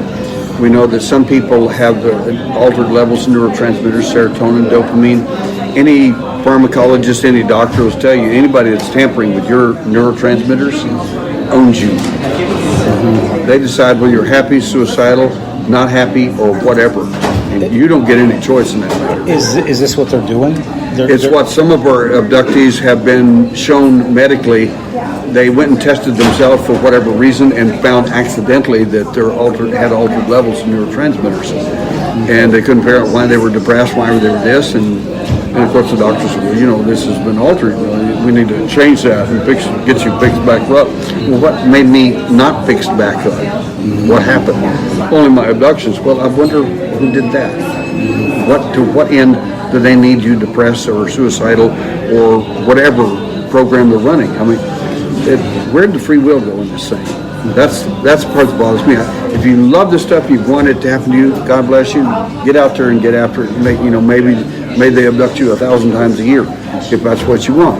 But in my opinion, nobody should be doing anything to anybody against their will or without their knowledge, in my view. Yeah. That's just my personal view. So have you been able to ascertain any insight, any reason why they're doing it, any cosmic awareness, anything that gives you an advantage over anybody who's not been dealing with this kind of stuff?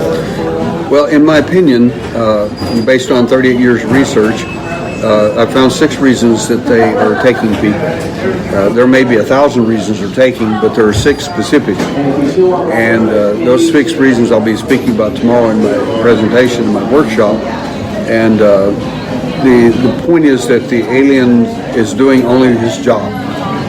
You say, well, is he good or bad? Well, it's not based on that. He's doing his job. If he's instructed to make you love them and feel that they are your parents from another dimension, you'll buy it. Likely you'll buy that story. Yeah. If they, on the other hand, decide to mutilate you, they'll do it with equal enthusiasm. It makes no difference to them. They're just doing their job. And is it good or bad? Well, it's bad to me, but they're just doing their job. Is the point. I mean, it's unfortunate to say this, but the Nazis did the same thing. Yeah. They're just doing their job. Yeah, so there's no, what is the word I'm looking for? There's no good or bad. It's just utilitarian. It is for the alien, but to me, I said they were made, hatched, cloned, made, or manufactured, in my opinion. If that's true, somebody made them. The question we have to ask then is, what is their view? Their view, in my opinion, is not utilitarian. the job of the alien is utilitarian because he's doing what he's instructed to do under great fear. You will do what you're made to do, and you will do it without mistake, without error, or you won't be around. Do you know if this is part of a conquest? I don't think the alien program whatsoever has anything to do with conquest. The beings that are involved that are higher than them, that's not the purpose, never was the purpose, and I'd have to be here forever doing that, but I literally don't have time to do that in this interview, but perhaps we can cover it in a later one. But the bottom line is that there are other things going on that's bigger than people imagine. It's huge, and there's some pretty ragged stuff going on. In my opinion, some of this stuff is much dimensional, interdimensional, and some of it even spiritual. And I think that to miss that, you're missing the ballpark by 50 yards. If you can't look at everything. That's why I like using the 7 hats I use to look at evidence and at people and circumstances. And if you use only one hat, you're only going to get one view. So if you have people come to you and say, yeah, I've had this experience and I don't know how to deal with it, what do you tell them? If people have these experiences, this is how I meet a lot of people in these conferences. Some of them have good physical evidence, and I want to talk to them because evidence... stories are just stories. Even if they're absolutely 100% true, they're still stories. And we've got enough stories. You got to belly up to the bar, and where's the evidence? Where's the beef, so to speak? So I look for physical evidence, and there is evidence. If you've been in contact, an abductee or contactee, whatever you want to call yourself, or whether you don't even know, but you suspect something, there is evidence on you, around you, or in you. And you have to know how to find it. You can read my books, figure that out, or you can simply email me, and the information is free, and I'll be glad to answer any questions anybody fires toward me. Okay, well, Daryl, you have a website? Alienhunter.org. Okay, and so people can just email you at that website? You have an email address and all that? Yeah, and all you got to do is click on Alien Hunter, where it says email Alien Hunter, and it emails me automatically. Okay. Well, this is fantastic, and it's really a pleasure talking to you, Daryl. All right, well, we're going to get Daryl on the podcast later on, but for right now, I think we're going to release you back into the wild. Thank you for your service to the country. Oh, you're welcome. You're a patriot, and it's an honor to meet you. Well, you have no idea, but there's a lot of jumping out of airplanes. I understand. And putting up with a lot of bullshit. We do that. So, yeah, exactly. We do that. All right, Daryl, well, you take care. Thank you, sir. Thank you so much. Yeah, and I'd like to get you on the podcast, so I'll get a hold of you. I've got 7 TV shows courting me right now, so I'm really slow. Yeah, okay. It'll have to be after that. No but I problem. got to pick out one of them to do a series, hopefully. Awesome. Okay. It'll be fantastic. Thank you, Daryl. You're a good man. Clifford Mahudi.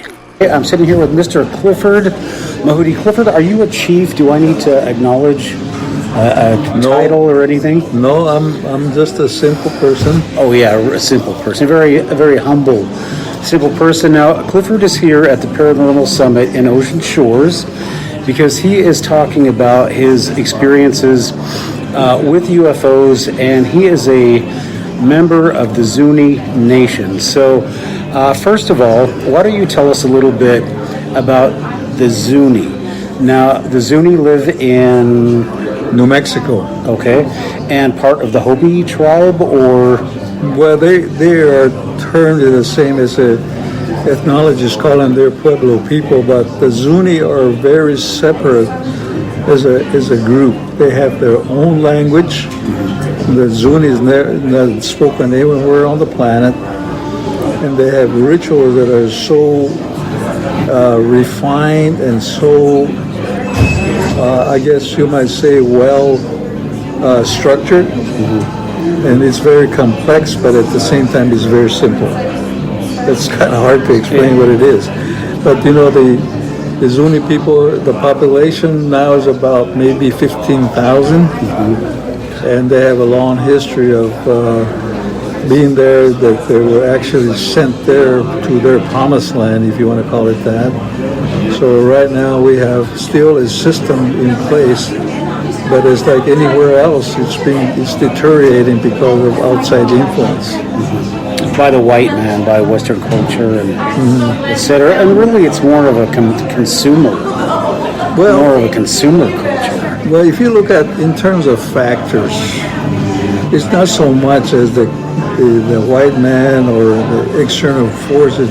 It also has to do with internal, because you learn from the little dog always learns from the big dog. I'm talking about the big dog being the government. So we have learned, we were taught a long time ago, throughout, let's say, the last 300-400 years, that the term "white is right" has always been the name of the game. Because they were so scared when the white man first came in there, so that they would not even listen to their own leaders of how to conduct themselves. And so they were so scared, and that's where they had this divide and conquer. So we're still going through that. Right. Yeah. So, Clifford, you're here talking about experiences with UFOs, and I just want to clarify, because I go a little bit more into I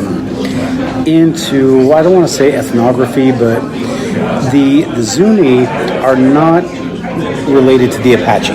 The Apache are Athabascan, are of Athabascan language group. Are the Zuni more related to people from Mexico? No. So in your presentation, and I've heard this before, you talk about the Zuni being ant people. Well, it's not so much that, that theory is the last catastrophe when they went underground. And it's sort of a romanticized version of many writers. And they say that when they were inside the earth, after the catastrophes, earthquakes, floods, and that type of thing, they were raised by a race that looked like ant people, or the insectoids, and they were underground. So when you're underground for a long time, your physiology changes, your conduct changes, because there's nowhere to go, and so it's been locked up in solitary confinement type thing. So the theory is that when they were inside of the earth, somebody had to take care of them, which was the intervention by what we call the star people, or the other races of people that took care of them. They felt like it was their duty to save the human race from extinction. So they got adopted in a way. And so when finally, after it settled down, when they came out here, back to the Earth's surface, then they were given certain systems to come into the new world and how to conduct themselves. Okay. And so not only from the internal beings, because they're everywhere. Of course, the star people in the galactic orders, and God knows how many other systems out there in the universe. But they're all a combination. Okay, so are the people that, well, okay, so let's go back to this catastrophe. What was the catastrophe? Well, it's based upon, the term is basically the turning over of the Earth on its axis. And you can see this in a pole shift. It's a pole shift. If you look at some of the past history, that has been proven, the giant mammals, they got the vegetation in their mouths, and they were instantly frozen. You go down to you look at the Piri Reis map of Antarctica. At one time was a tropical zone. Exactly. And so when it flipped over, it did not do it by stages. It was like immediate. But it was done by an external force, like a comet or a planet passing by, or it shifted the magnetic, something that disturbed the magnetic stability. It flipped it over, and we all have that in our history. all the Pueblo people, and so they have that in their history. This is why that was a third world. And if you look at the other things, like technology, you look at Atlantis, you look at Lemuria, they advanced themselves to the point where they started using the higher order physics, and it got out of control. And they were actually using a lot of advanced sciences to come, and make hybrids, to make machinery, but so they overloaded themselves and they exploded themselves up. Lemuria went first, Atlantis, there's so many histories.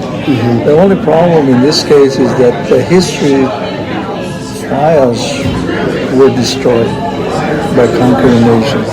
The biggest one was the Vatican. The Vatican, and then right behind there was the Smithsonian. And after that, now it's the United States government. There's flying saucers and storages all over the place. There's certain giants that are still probably down in the Smithsonian. Right. Yeah, and Clifford, we cover all of that stuff on Encounters USA. Yeah. We cover the giants. I talked to Brian Forster a few months ago about apparently they've got alien skulls in Peru. Oh yes. And the government is saying, well, they're not saying anything. They're saying it's not true. But so basically, correct me if I'm wrong. Christianity, Western civilization, one God, only man and the universe. And then we have the natives saying, wait a minute, no, that's not right. And then suddenly you've got Western civilization accepting aliens, and Native Americans are going, yeah, duh, guys, we've known this all along. Yeah. Is that what's going on here? That is correct. So you're here to teach us now. Well, as I said many times, I am not an expert in everything. All I'm doing is using the information that was passed on by my grandmothers, my grandfathers, my elders. And it's all in the prayers, it's all in the chants, the songs, the rituals, and ceremony. That's all it is that information that is cyclically presented. The only problem in this case is that they don't know how to stop, look, and listen. I'm going through a lot of different ostracism right now. And he said, well, you're talking about secret stuff that you're telling the white man. I said, hey, go over there, listen to the prayers. It's all there. And so it's kind of ridiculous because we still have that information, but nobody's paying attention. So, go ahead, sorry. The leadership it's just like the United States government. I don't care what branch, military. It's become that they put the wrong people in those positions that are supposed to carry on there. They got the wrong people running the show, and that they were recruited to destroy them. And I'm not just saying this, I'm just not making this up, because I was involved with this at high levels. They're the wrong people for us, but they're the right people for them. Oh yeah, because they're looking for control. Well, look at the Indian reservations. What they call the Indian Reorganization Act. There's only one group. It's called the Bureau of Indian Affairs under the Department of Interior. There's only one person that they set up on the reservation, and they also, it's just like the rest of the United States government, how they go into foreign countries. They eliminate the dictators and put their own guys in there. Or it's the same old game. Yeah. So now all the Indian tribes, the latest thing that's happened is the gambling. Yeah. So that's when I was in the environmental justice person for all Indian tribes, I warned them about these things. But greed supersedes anything. Yeah. What was your warning?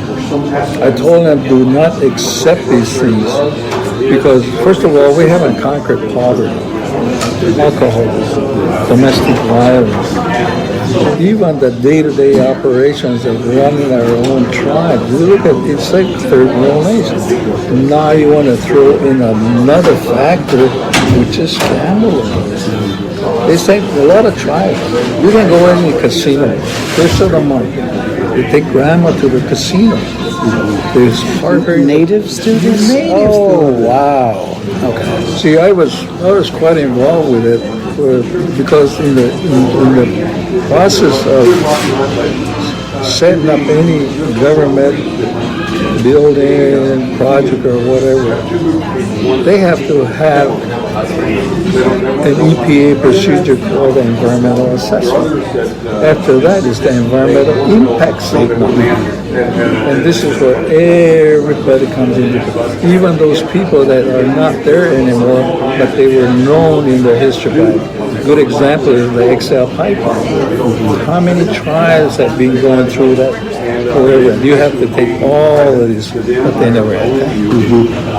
So it's a government overruling that person that they put in power on the Indian reservation. He's just a rubber stamp.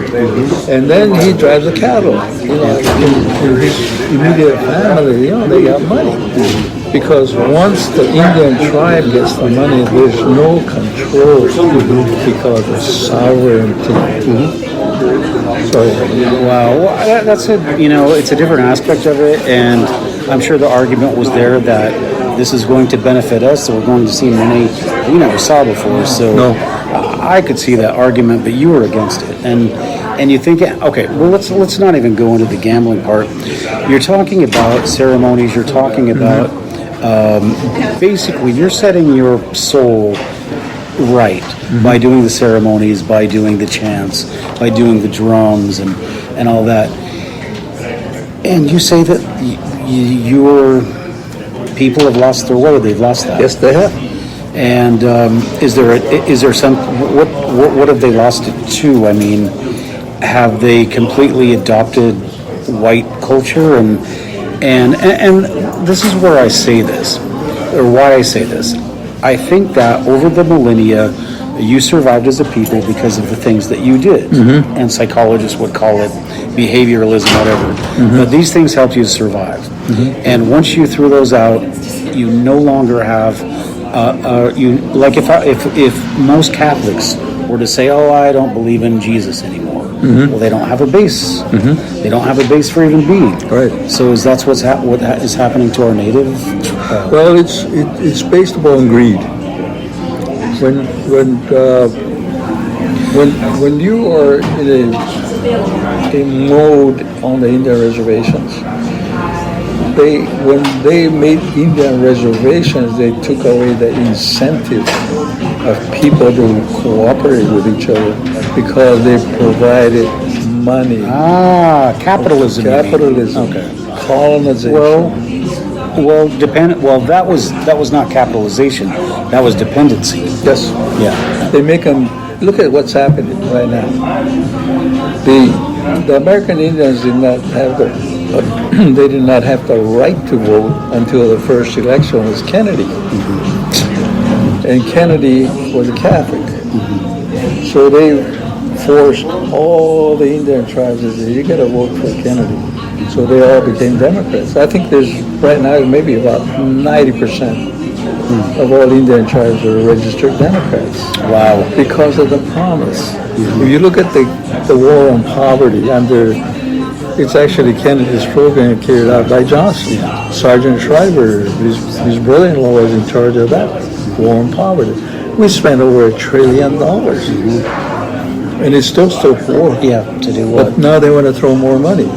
The ones that are running, like Bernie and Joe Biden and all those others, they want to throw more money in there. Oh, that's going to solve the problem. But what it is that they want more money so they can give it to their buddies. And the Indians still broke. They're still poor. Yep. So they have to wake up. Yeah. And the only way they can wake up is to educate themselves. Okay. Get rid of the Bureau of Indian Affairs. We don't need those guys. So why aren't you the leader of the Zuni tribe? Why? Because your message is not welcome? No. Because it takes a lot of work to get educated. Yeah. You got to compete. And so, see, here's the thing about it is that my grandfathers and my grandmothers and my elders said, you go out there and you get educated. You come back and you help us fight these battles or this war that we're going on. Well, it took me close to almost 7 years to get educated. I came back home and everything changed. I came home after I retired. I said, now I'm here. I said, get out of here. So it's, I don't care. There's a lot of people in the audience here that are professional people. When I go to these meetings, we have doctors, we have lawyers, we have engineers, scientists in the audience. We were all ostracized. It don't make any difference what tribe it is. Yeah. So they created that, the government created that to fight among each other, divide and conquer. Yeah. Yep. So when you go out and you study in the white man's world, you become an engineer, then you come back, and are people not proud of you for? No, that's just amazing. It's a jealousy factor. Okay. The steam formation that we're recording right now, they're going to look at it as a negative. There he goes again. He's selling his tribe on. He's selling his. They don't realize the jobs that I've had that I have fought the government. Yeah. But they don't want to learn because they're comfortable sitting over there waiting for somebody to give them free. That's why they're going to vote for Bernie, because Bernie's going to give everything free. Yeah. Well, unfortunately, there's nothing to give. We don't have any more money. We're 24 trillion in debt. Well, by nothing the time, free to give. No, by the time if they go through what they're planning, and that's why they're trying to get rid of Trump, because he tells it like it is. And if you look at their program, it's $100 trillion. Yeah. There's just no way. It's all pie in the sky stuff. So, Clifford, the last thing that I like to ask you now. So you're here and you're touching on the UFO question. We do aliens, Bigfoot, and Dogman. So at some point in the future, I'd really like to get you on my podcast, if that would be possible. Oh, absolutely. So do you have contact with, I know the Kachinas are actually Hopi, right? Are they part of the Zuni tribe also? They're in every tribe. Okay. But those are aliens. The Kachina are alien representations. No? Well, they represent the alien people, but they're actually, if you listen to my lecture, it's the humans taking on the role of the alien, because they made a truce way back when, and one of the reasons is abductions. Yeah. The Kachi, what later became the Kachina people, were actually the ETs that used to come to the Indian world in their form, the alien form. And so, well, what did they look like? And I tell this little story about, you remember the first Star Wars movie with the bar scene? Yeah. They were all different types, There's one alien that drinks acid, and there's, these guys are over here. So, no, this is what I have done a lot of research on. So. Okay. Well, I think that we have just about exhausted our time with Clifford. Thank you so much. He just did like an hour with Ted over there, right? So he must be a little bit tired. Well, I really appreciate you coming and spending time with us, Clifford, and we're going to bring him back onto our podcast as soon as we can, because we need to talk about Dogman. We need to talk about Bigfoot and how those guys are incorporated into your culture. And I saw some of the artwork that you taken pictures of in your presentation. Is fantastic, just amazing. So I want to hear all about it. Okay, well, here's what we're having. We're having the first summit in Window Rock, Arizona, on the last weekend in March, which is 3 weeks. Yeah. And we're going to be presenting paranormal, skinwalkers, Dogman, Wolfman, whatever it is. Well, you gotta come on my podcast. Well, you have to, if you can make it over there. There's no way I can make it down there. Well, we're gonna. I'll let you know if we can communicate somehow. Yeah, we will. We definitely will. Yeah, maybe Skype or whatever. Yeah. So you're on Facebook and all that stuff. No, I don't. No. How do I contact you? You got my card. Do I? I got people that do that type of work. I'm handicapped when it comes down to. Well, we're gonna have to figure something out. No. Get on my Skype or Zoom or something. So. I got both of them, so I got both Skype and Zoom. So, but anyway, that's what we're doing, and the Navajo Nation is putting it on. The two Navajo Rangers, they've talked here before. I've seen them. Yes, they've been here to this conference. Yeah. John and what's his name? Yeah, that is so amazing. Okay, so before we go, Clifford, I just want to tell you why this is so important, because we're coming from basically the Western model of things, and obviously we're getting shocked into a reality that we don't really understand. And so it's so ironic that we have to come to the natives to tell us how things really are. So, and just so you know, my philosophical background, I'm Mormon, raised Mormon, LDS, and so we have different beliefs that are more like yours than the Western traditions. Well, as I said in my meeting all day, there's over 110,000 religions in the world. But I think that because religion is an invention by man. But if we kind of let those things just set aside here and look at the real things that we are concerned about today. I mean, there's nothing wrong with religion. There's nothing wrong with your belief system.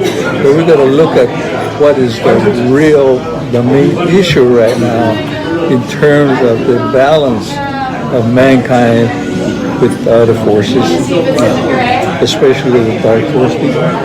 We have a lot of those. And you can see it every day. You turn on any news channel, the dark force people. When I look at them and I say, why can people not see these guys? Because we've been programmed. Yeah, you need to read one of my books. Okay. All right, Clifford, well, thank you very much, and we will have you back on the podcast and enjoy the rest of the summit. Okay. It's such an honor to meet you, and you're such a great man. Thank you. Thank you. Thank you so much. We'll see you next time. All right. Bye. All right, well, I'm out of here. I'm going to head back to Seattle. Nick Pope. Hey everybody, look who I have. I have Mr. Nick Pope, the legend, and he is here for the UFO Summit, and he is going to... Nick, have you presented yet today? No, I'm going on in a few minutes. Okay, so we've just got a few minutes to talk to Nick. So, Nick, what do you think of the summit so far? It's very interesting, and I'm very pleased to be here. A lot of fascinating information being presented, and a lot of great people, my fellow speakers and the audience and the organizers. So absolutely delighted to be here. So Nick, what is your take on the changing UFO community? You say you've got a lot of new information coming out now. Can you give me some examples of some things that you are seeing in the UFO communities that haven't been there before? Sure. The most obvious fact is the point that if a little over 2 years ago you'd asked the US government what's the official line on UFOs, the answer would have come back, there isn't one. No one's interested, no one's investigating. Now, of course, we know about the Pentagon's ATIP program, and in association with that, we have, for example, the 3 videos of US Navy jets chasing UFOs. We know that at least 3 congressional committees are looking into all this: the Armed Services Committee, Homeland Security, and Intelligence. We know that certain senators have received classified briefings on these matters, and the president has gone on the record twice in TV interviews to confirm that A, he has had a meeting on this himself, a briefing, and B, as he put it, our very fine pilots see things which do seem to be a little bit different, and we're watching. Those were the president's words. So we've come a heck of a long way in just over 2 years from the US government isn't doing this to comments from the president, briefings, videos, etc. Okay, so how does this change your, I don't want to say job, but you come to these things and do presentations. So how does the different attitude by the government affect what you present? It makes it easier because, in a sense, and for the audience too, because no longer are the audience these crazy people who believe in this weird stuff. The audience are those people who were right. And for years, when they were saying, look, government probably knows more about this than it's letting on, there is something to this, I think a lot of people would dismiss that. But now, with all this information coming out, they are able to hold their heads up high and say, hey, we were right. So it makes my job a little easier because, in a sense, I'm pushing at an open door. Okay, yeah, fantastic answer. And I would just there's a lot of people that are skeptical, and I have to throw this at you because, Mr. Pope, you are on like every documentary. You are the UFO voice and face and everything. And I think there are people out there that say, well, maybe he's part of it. Maybe he worked for the Ministry of Defense in the UK. Maybe he's part of it. Maybe he's just putting out disinformation. What would you say to people like that? Well, look, you really can't prove a negative, or it's very, very difficult. So if people want to believe I'm still secretly working for the government, probably very little I can say or do would dissuade them of that view. But all I can say is, look, if that's what people want to believe, fine. I'm not in the business of policing people's views, and nobody should be in that business. Judge me not on so much who I am, though my background, of course, is relevant, but on what I say. And now, it's not as if I'm the only person saying this. So, when I say, for example, there is congressional interest in this, and then when we see various senators come out of meetings and say, yeah, I've just had a brief on that, it shows that, a classified brief.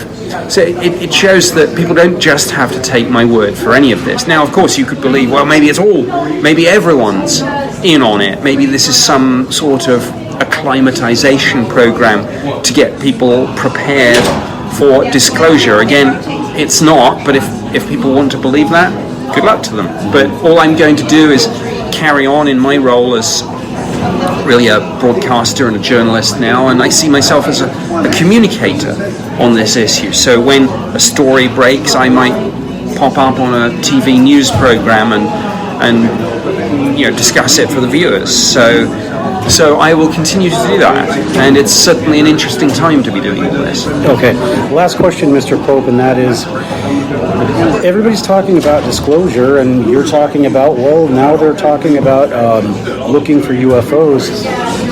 If there is disclosure, doesn't that put guys like you out of a job? I mean, there's no more waiting for disclosure. Well, first of all, good. I will then go and happily enjoy my retirement, and I'll say, job done. But secondly, mission accomplished. Secondly, it would never be as simple as that, because there would always be follow-up issues. I mean, look, if we get over the question of is it or isn't it, well, then we get into all sorts of supplementary questions like, okay, now we know it's real. Well, who are they? What are they doing? How much has government known about this, and for how long? And do there need to be, for example, almost like truth and reconciliation committees to go back over 70 years of our history with this subject? But the final point is that disclosure isn't, to me, a single event. It's not the archetypal, my fellow Americans, people of the world, we're not alone. Disclosure is a process. It's a series of events, a series of data points, and given that it's not, I think, a single event, one can never really say that it's completely done. There are some important developments that have taken place, and we've discussed some of them. But as I say, this is a process. It's like being on a road. The journey will continue for some time yet. Okay, so now you've just loaded me up for one more question, and this is the final one. Is there a roadmap to disclosure? Do you know, have you seen something where they're going to release this information at one point, later on they'll release other information until finally people know what's going on, or are you privy to anything towards this? I have seen no roadmap of this. I think I can, with a fairly high degree of confidence, predict that there will be more people who've been involved in some of these incidents, some of the pilots, some of the radar operators, some of the government officials. I can confidently predict more of those will come forward and speak out. I can also confidently predict we will, a year or two downstream, we will have much more documentation about all this. But I don't have a roadmap for it. I'm not sure there is one, and ultimately I think this phenomenon is events-led, so it's not necessarily something that one can plan for, at least not down to the level of detail that some might expect or hope. Fantastic. All right, well, here we have Mr. Nick Pope, former Minister of Defence for the UK. Well, not Minister of Defence, Ministry of Defence. Worked for the ministry, yes. So it's been really an honor talking to you, Mr. Pope, and thank you for being on. Now, just so you know, we're Encounters USA, and because you're in the US, we got Bigfoot. We got Dogman. So what we're trying to do is put together information and knowledge that says these are related. So maybe some of the new knowledge, things you'll be looking at, are connections between Bigfoot, aliens, and that's what we're doing up here in the Northwest. And we've got a hunt going on this summer. So it's really exciting stuff. It's really an exciting time. And you're an exciting individual, and I'm so glad to be able to talk to you. Thank you. So thank you, Mr. Pope. We'll see you next time, and enjoy your presentation. Can't wait to hear it. Okay, thank you. Thank you, Nick. All right, now wasn't that an amazing podcast with all of those wonderful guests, and those interviews were really incredible, and the insights that people like Daryl Sims and Nick Pope and the head of MUFON for Washington State, they all have such great insights, and it's such refreshing, thing for me especially to be able to talk to people like this and to be able to bring them to you on Encounters USA.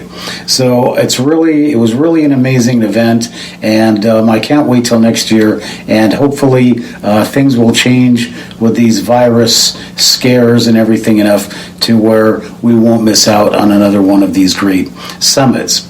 So for Encounters USA, I just want to remind you, especially now that things are changing rapidly, you really want to watch your back. Thanks for joining us on Encounters USA. Remember, if you have comments, please leave them in the comments section on YouTube and hit that subscribe button and ring that bell while you're at it. Don't forget, if you'd like to be a guest on Encounters USA, just send us an email at encountersusa1@gmail.com and just put podcast guest in the subject line. Now please remember that all of the guests' opinions on Encounters USA are their own, and they do not necessarily reflect the opinions of the podcast host nor the podcast sponsors. So thank you, and don't forget, when you're out in the woods looking for aliens, Bigfoot, or Dogman, always watch your back.